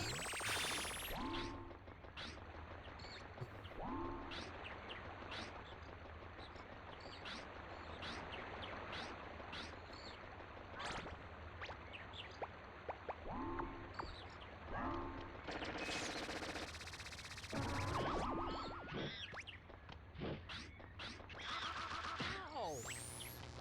Oh yeah, those robots are so Mega Man Legends looking as well. Gotcha! Ow! Yeah! Yeah! Ow! Yeah!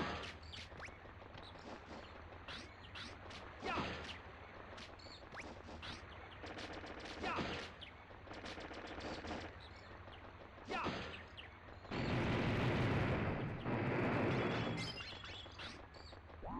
Hi-ya!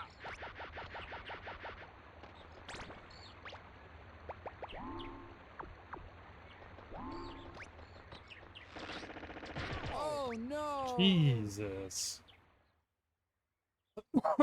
Excuse me.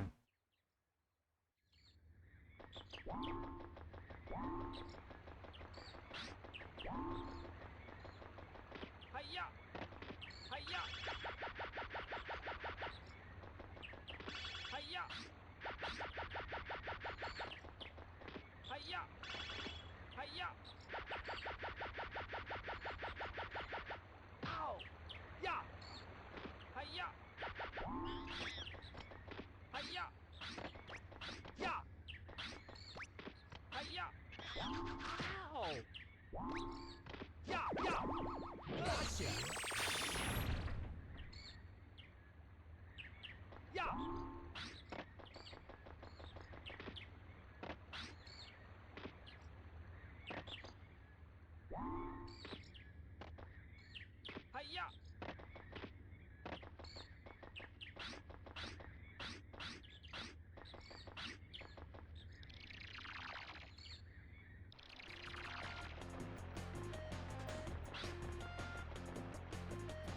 kids.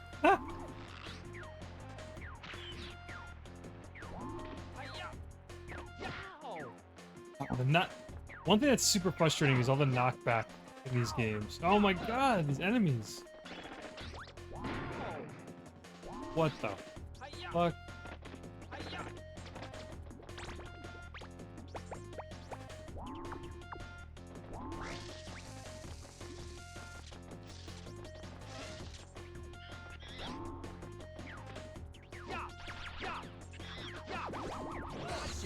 Good guy. This bites. I'm gonna finish this level, and then I have to pack up the stream for today. I went a little further than I usually would. With Ape Escape at least. But again, because I'm finished Klonoa, I don't know when to,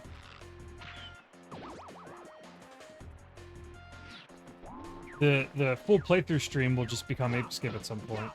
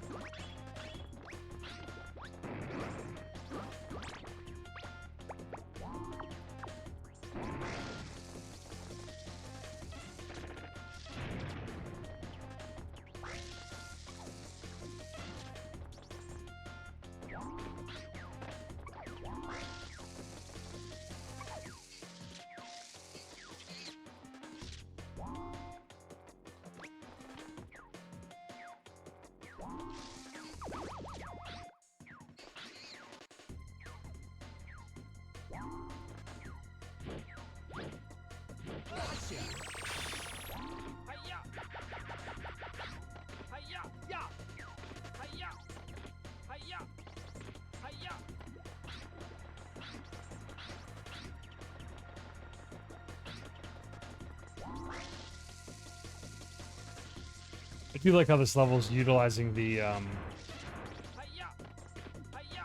remote control like a lot, because they just gave it to us. It's very classic, like you got your new tool like in a Zelda game, and then they're gonna make use of it like immediately.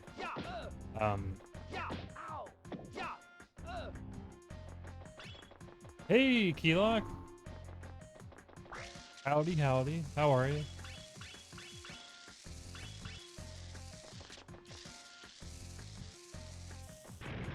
Oops. Oh my god.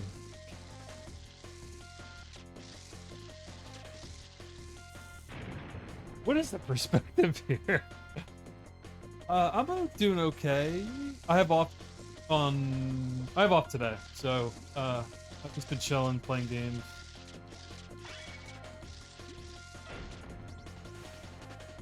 The past 2 days have been pretty rough work-wise, so I'm kind of not trying to think about anything other than playing games.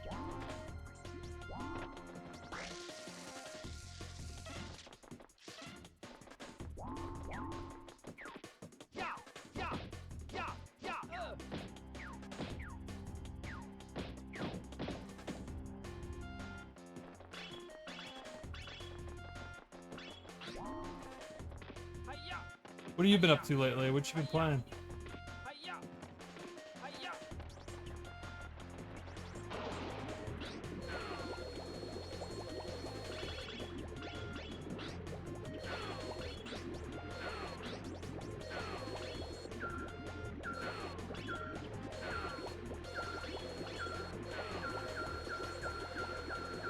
Oh, League of Legends? Well, I'm still playing a ton of Destiny 2 because I hate myself as well, so I totally understand that. They just, in Destiny 2, starting yesterday, they're doing their summer, kind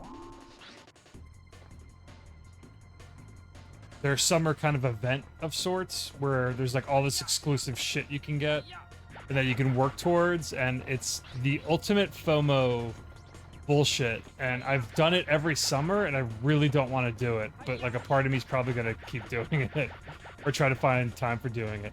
And you have like 20 days to finish all this shit, and it's not worth it. But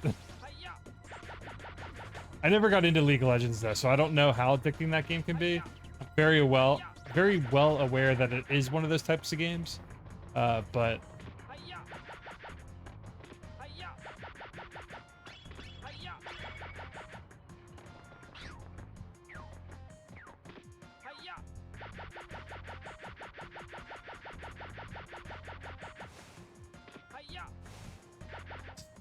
We are in Star Guardian, so Sailor Moon skins and everything? Wait, is that like a special, like, crossover event thing for League? Sailor Moon stuff?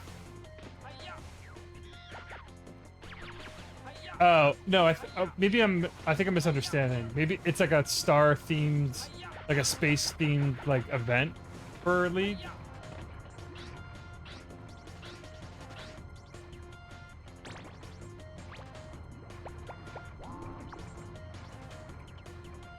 Oh, okay. Well, that sounds kind of cool. I bet it's super fucking grindy, though.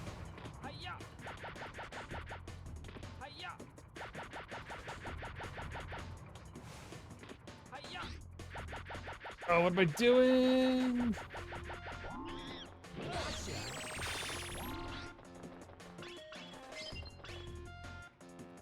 Yeah, Battle Pass shit. They just add this, so this thing in Destiny is a second. It's like there's a Battle Pass in Destiny 2, but then there are 2 other Battle Pass like kind of like reward. What do I want to call it? Like chat, like they. It's so. I hate all of it so much. So there's 100 levels on a traditional Battle Pass that you have to pay into, and then there are seasonal challenges, which there's like 80 of those that are fall within like a 3-month period to complete them. And now this summer event on top of that are like 20 or 24 more challenges that are exclusive for the next 20 days. So it's like it's getting like really out of control.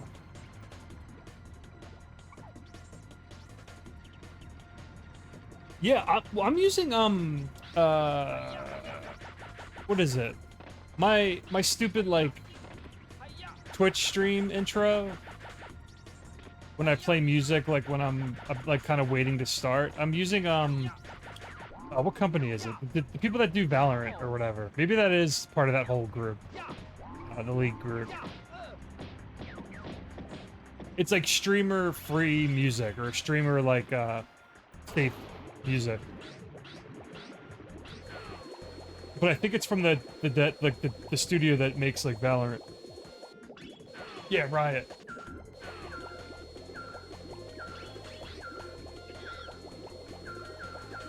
Oh my god. Oh no!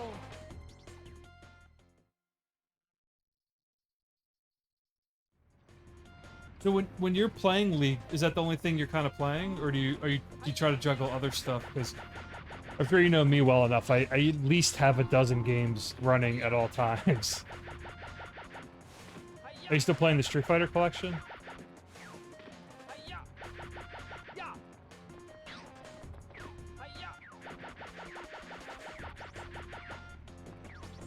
Oh, that DNF. Isn't that also related to Riot Games? It's that fighting game, right? That's based on... Is that the League of Legends fighting game or whatever? I don't know shit about any of that stuff.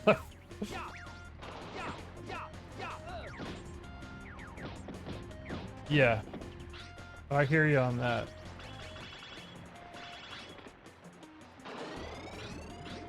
Like, my main games lately have been... I just finished Klonoa 1, 100%ed it earlier on stream, so that's... I got that out of my system.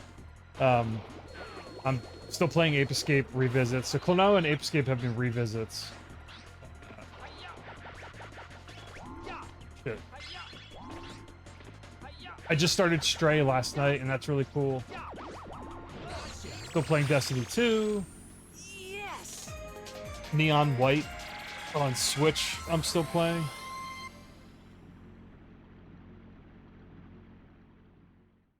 DNF is based on the web browser game made by Nexon. I have no idea what that is, though. I thought it was something else I was thinking of.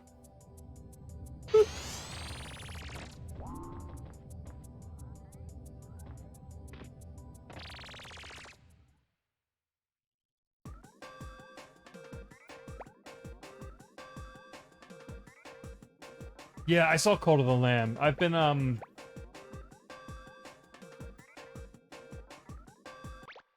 I'm mildly interested in it. I don't know if I'll make time for that.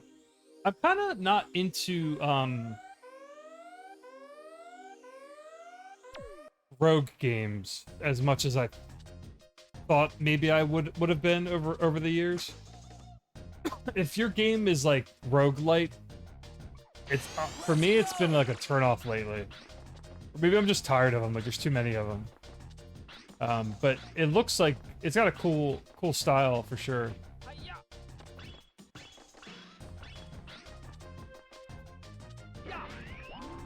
Oh shit.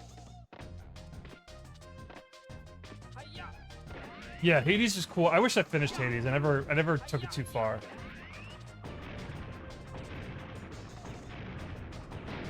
I liked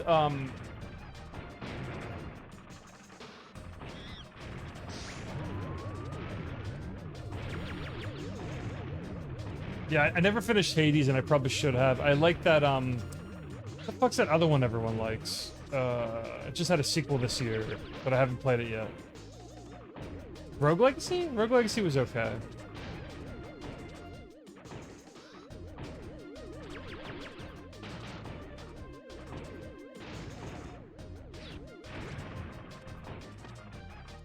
But yeah, I've always liked things that are more like crafted, handcrafted. I love obviously like RPGs or, you know, 2D action platformers or Metroid games if they're like crafted by hand, not randomly generated stuff. But yeah, the style's cool. It looks cool.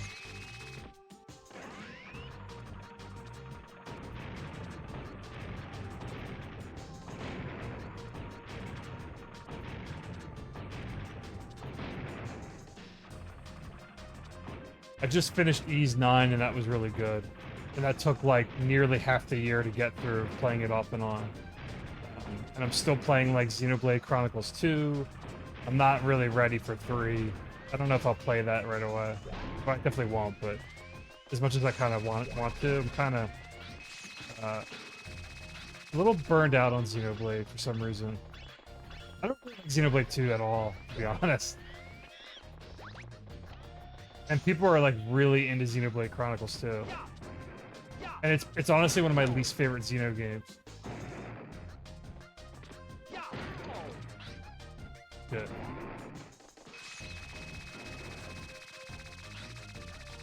How I get through Ys games?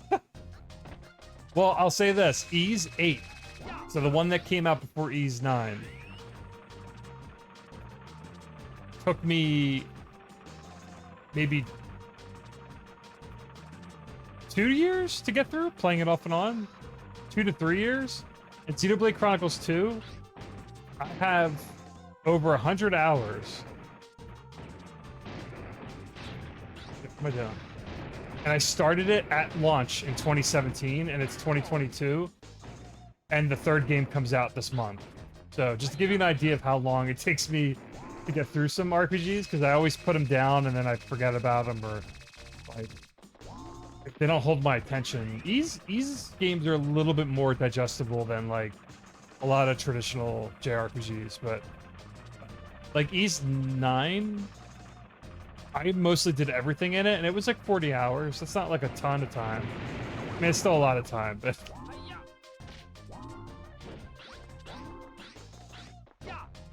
but yeah, Ys 9 I surprisingly got through within the year. I started at the beginning of the year, and then I finished it in July. So it took me like half the year to kind of play through. But Ys 8 was a couple years. Xenoblade Chronicle 2 is the game that has taken me the longest to get through. And I actually don't like it. I just don't like Xenoblade Chronicles 2 at all. I think it's super overrated. I don't really understand why people are so obsessed with it.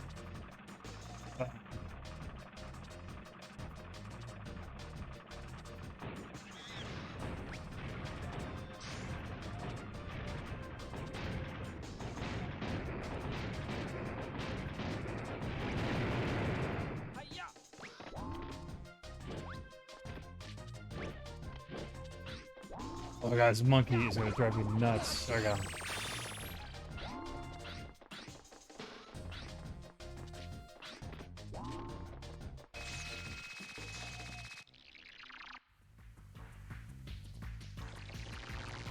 Yeah, the problem with Ys games is that like they've become they're becoming like their Legend of Heroes games. Like my understanding is they're becoming too RPG-ish, and there's way too many characters.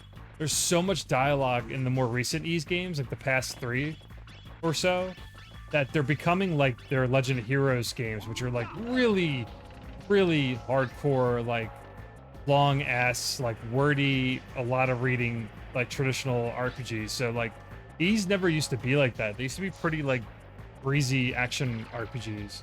Now they're becoming like super dialogue heavy. And it's none of it's like bad. Like the stories are always pretty cool. They're interesting. But I think a lot of like veteran Ys fans are kind of tired of like how bloated they feel. Like because they're big games, or now they're big games. They never used to be.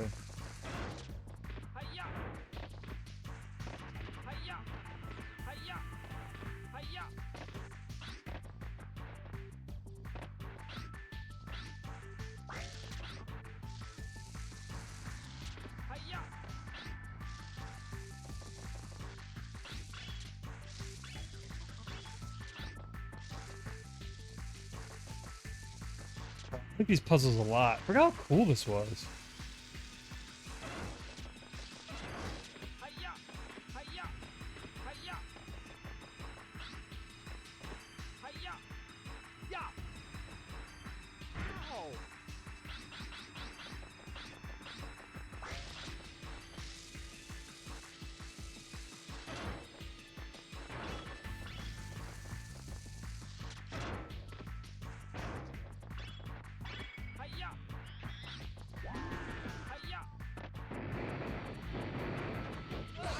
I don't think so. Oh,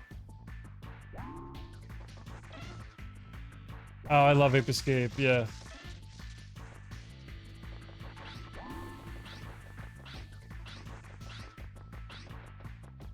They're so fun.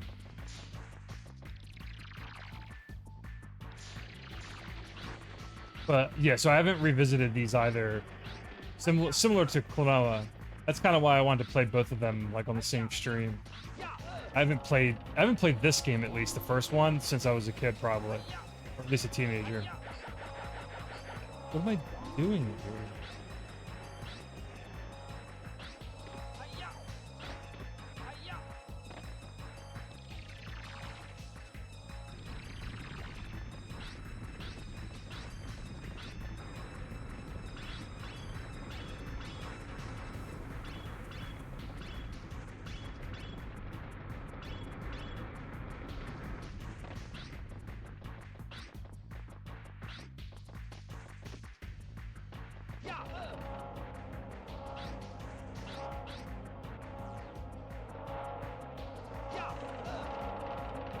What is this weird ass puzzle?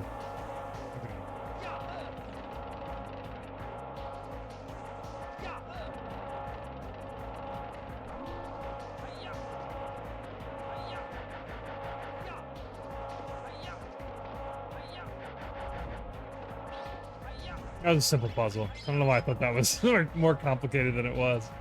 But yeah, like Ape Escape games are like classic, like this is just some straight up like Mario 64 classic platforming, but what was I always thought was interesting about Ape Escape was that like the collectibles in the game were like alive. Like I always thought they were like living collectibles, or that's how I've been describing them when I've been streaming. So like the monkeys that you capture, they're like the power stars from Mario, or you know, the jigsaw pieces or the jiggies from Banjo-Kazooie or whatever. But they have like AI, so they run away from you. So I always thought that was cool.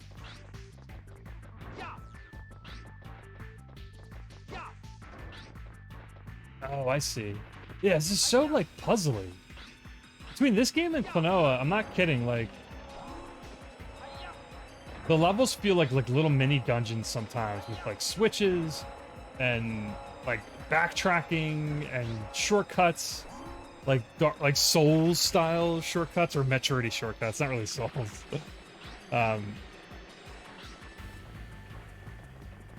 Is this like a boss? I think. Yeah. Oh, it's so Mega Man Legends. Oh shit.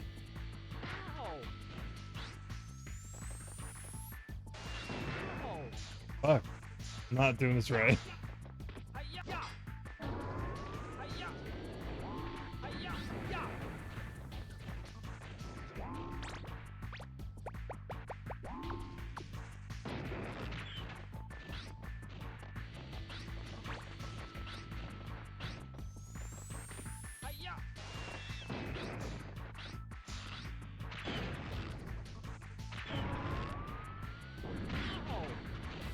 Oh, I have to hit it from behind. I could use my sword though, probably.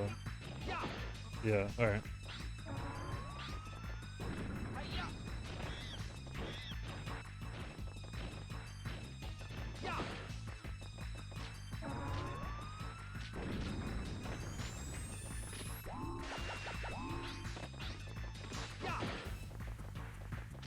One.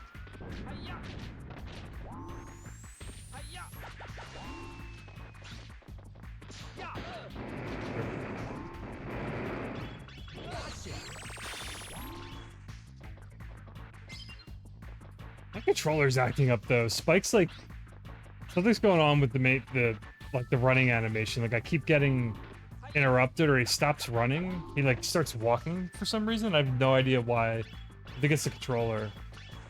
Oh, is the controller not charged all the way? Yeah, that's probably it.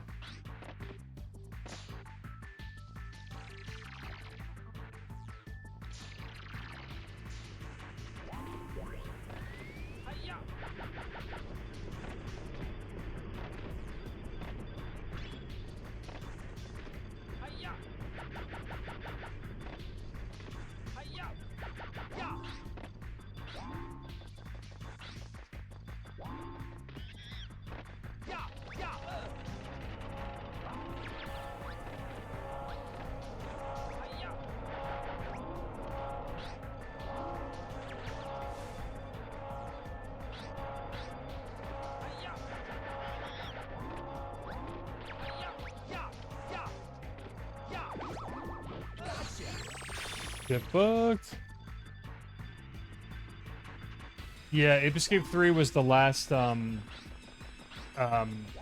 official mainline Ape Escape game. They did like the Ape Escape what was it? There was like a VR game on PS3. And then there was the PSP games. There was a remake and there was like the mini game Ape Escape Academy. There was like there's like a ton of spin-off Ape Escape games, but mainline core traditional Ape Escape games, 3 was the last one. And it's honestly, Ape Escape 3 is one of my favorite PS2 games, easily. And it's probably just one of the best, like... I mean, it's arguably the best Ape Escape game, probably. But like Klonoa 1, I have a really soft spot for the first game in each of these series. Like, I like Ape Escape 1 almost more than the other ones.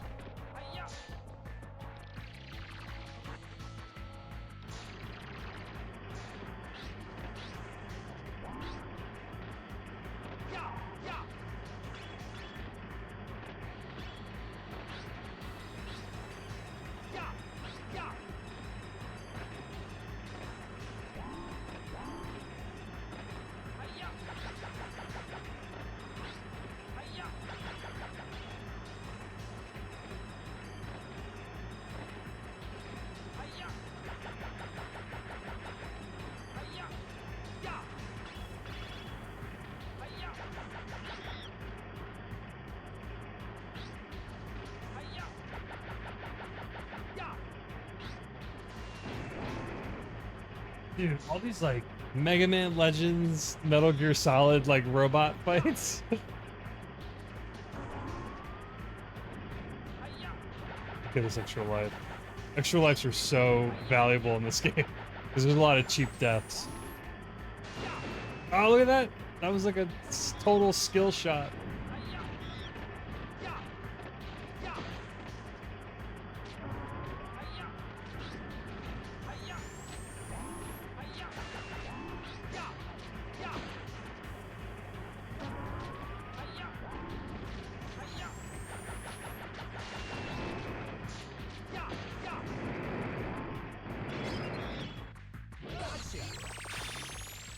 I finished the level. Cool.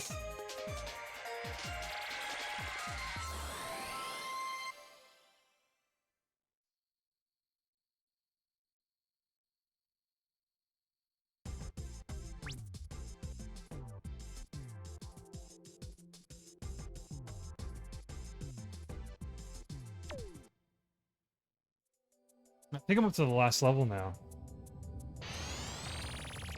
Let me go see.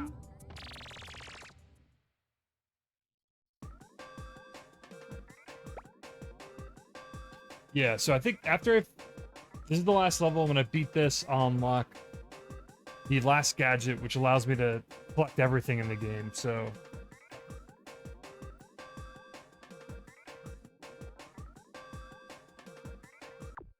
Let's go back and save. But I'll save that for the next stream, or my next stream. So I kind of play a little bit more Ape Escape today than Klonoa, obviously, because I was right at the end of Klonoa, so... like I said, I don't know if I'll really stream any more of Klonoa, like the post-game stuff. Maybe some of the time attacks, but I might just save my hard mode playthrough for next year as another revisit to count towards my goal for the year, since I've already kind of... now that I got the first game out of my system again. But yeah, Ape Escape, I think Ape Escape has time trials as well, and they're pretty challenging if I remember them correctly. And then collecting all the crap after you beat the game. Like the post-game Ape Escape's a little bit more involved. And I don't know how much of... like I'm only at 43.6%. So it's like you're halfway through the game just by finishing it, like rolling the credits. So there's a lot to do after you finish it. We're gonna end the stream on how we usually end the stream, which is reading the monkeys that we collected. We were, yeah, Sushi Temple. We've got Taku? Gangsta? Rapper? Alright. With some 90s translation.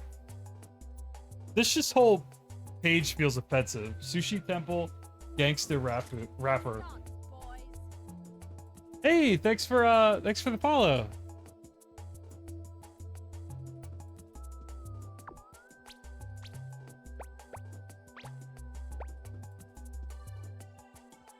Slick DJ Raka, Mara Lee. These names are so weird. Rocking VJ.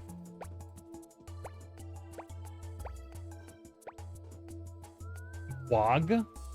Hurt playing superhero? Like what? Some weird localization choices or strange. I don't know if that's translation or what. I don't even know. Like, I want to know, where's the person who wrote all of these little descriptions for these monkeys? What are they doing now in 2022? Hopefully they're still alive somewhere. Bodhi, always getting in trouble. What are these names? Quelton? Can't wait to go home. That's me every day, even though I work from home a lot too. That was me yesterday. This was literally me yesterday.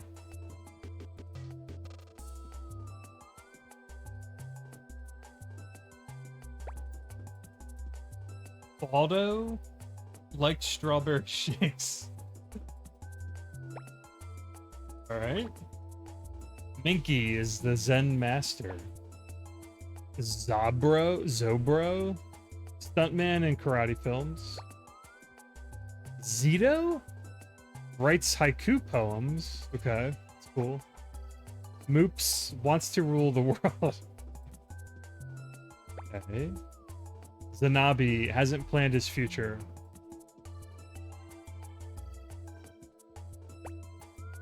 Docs caged for his protection. That's pretty deep. Buddha looking for the true looking for the true path, and he's got a machine gun. His name's Buddha.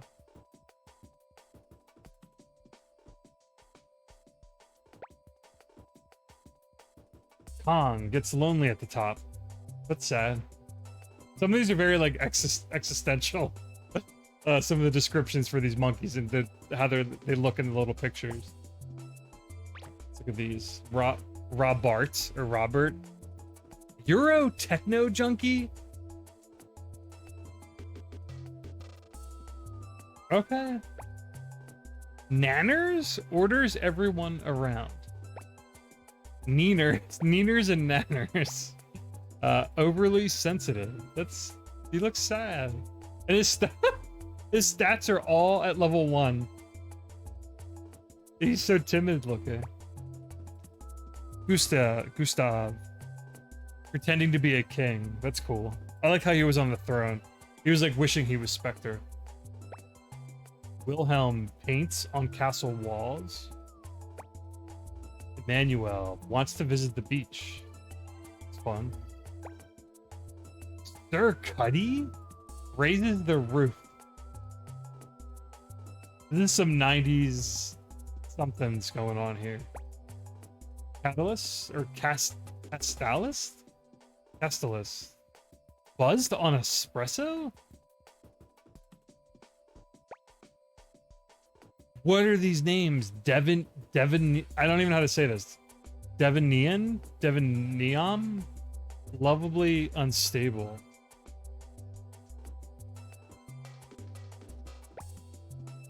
Aster deleted his hard drive. These names are killing me. Kilserac wants a bigger weapon. Ringo sneaks out to clubs. Clubbing is established in the Ape Escape world. Joey misses the sunshine. He looks so depressed.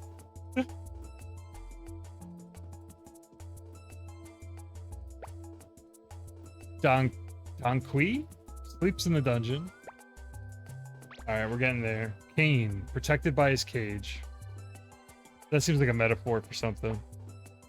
Jax, Sugar Ray Jax? Oh, because he's a boxer, a boxing monkey.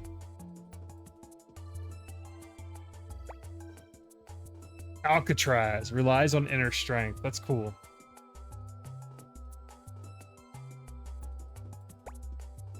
Tino holds on to grudges. QB carries a heavy gun. Maybe we're just running out of ideas, probably. MC Manic? McManic? Very athletic and strong. These are so phoned in. Carries a heavy gun and very athletic and strong. Come on, Ape Escape 1999 translate localizers. Taiwan needs to prove himself. B-Love on edge from the darkness. That's fucking, that's crazy. Spectre's Factory. Big Show has a mean package. Trios feeling tough in his tank. It's cute. Resner partied late last night. Urkel totally screwed up. Rad did his own brain surgery. Hurt deadly in his robo tank. I don't like how his name's Hurt. Camo failed his tank training. That's everything. Well, it's everything that we've caught so far. Because again, there's a bunch of monkeys we haven't gotten yet.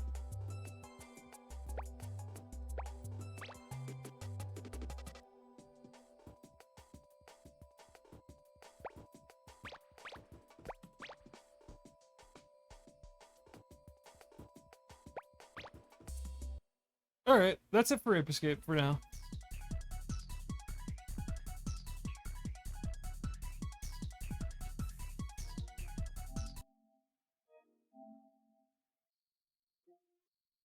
Yeah, so that was... We wrapped up Klonoa. We 100%ed the first game outside of the extras that they added, the time attack and hard mode, which I'll probably save for my own time or for another time. If I had more time this year, I probably would do streams of Klonoa 2 and Ape Escape 2. I think that'd be fun to combo those two games since they're both available on PlayStation 5, technically. I have Ape Escape 2 downloaded from the PlayStation Store as well. But I'll see about that. Maybe that'll be later on in the year. But I still need to finish up Ape Escape if I promise to do complete playthroughs on stream. So the streams will be heavily Ape Escape for whenever I find time. I only have a few more weeks, so I'm going away for a little bit. But yeah, Klonoa is still a classic. I still love it. Love it to tears. Ending didn't hit me as hard as it originally did, but it would still. I'm just happy these games exist again, and I hope they do well. They seem to be doing pretty well, so maybe we'll see a Klonoa 3, or maybe not. The world's still around by the time a Klonoa 3 is conceived. But Ape Escape's still great too. I'm enjoying my replay of Ape Escape a lot more than I thought I was going to. But yeah, so I'll stream again sometime soon. I did do my quarterly 2 blog post stream a couple days ago, and that's still on the channel, and I'll upload that to my YouTube channel, my stream dump channel at some point. But yeah, thanks for hanging out, Keylock, Katsu. Thanks for the sub, or the follow, rather. But yeah, I gotta go eat something, go figure out the rest of my day. So yeah, thanks for hanging out, everyone. I hope everyone has a good rest of their week. It's halfway to the weekend, so take care, and I'll talk to y'all later. Bye.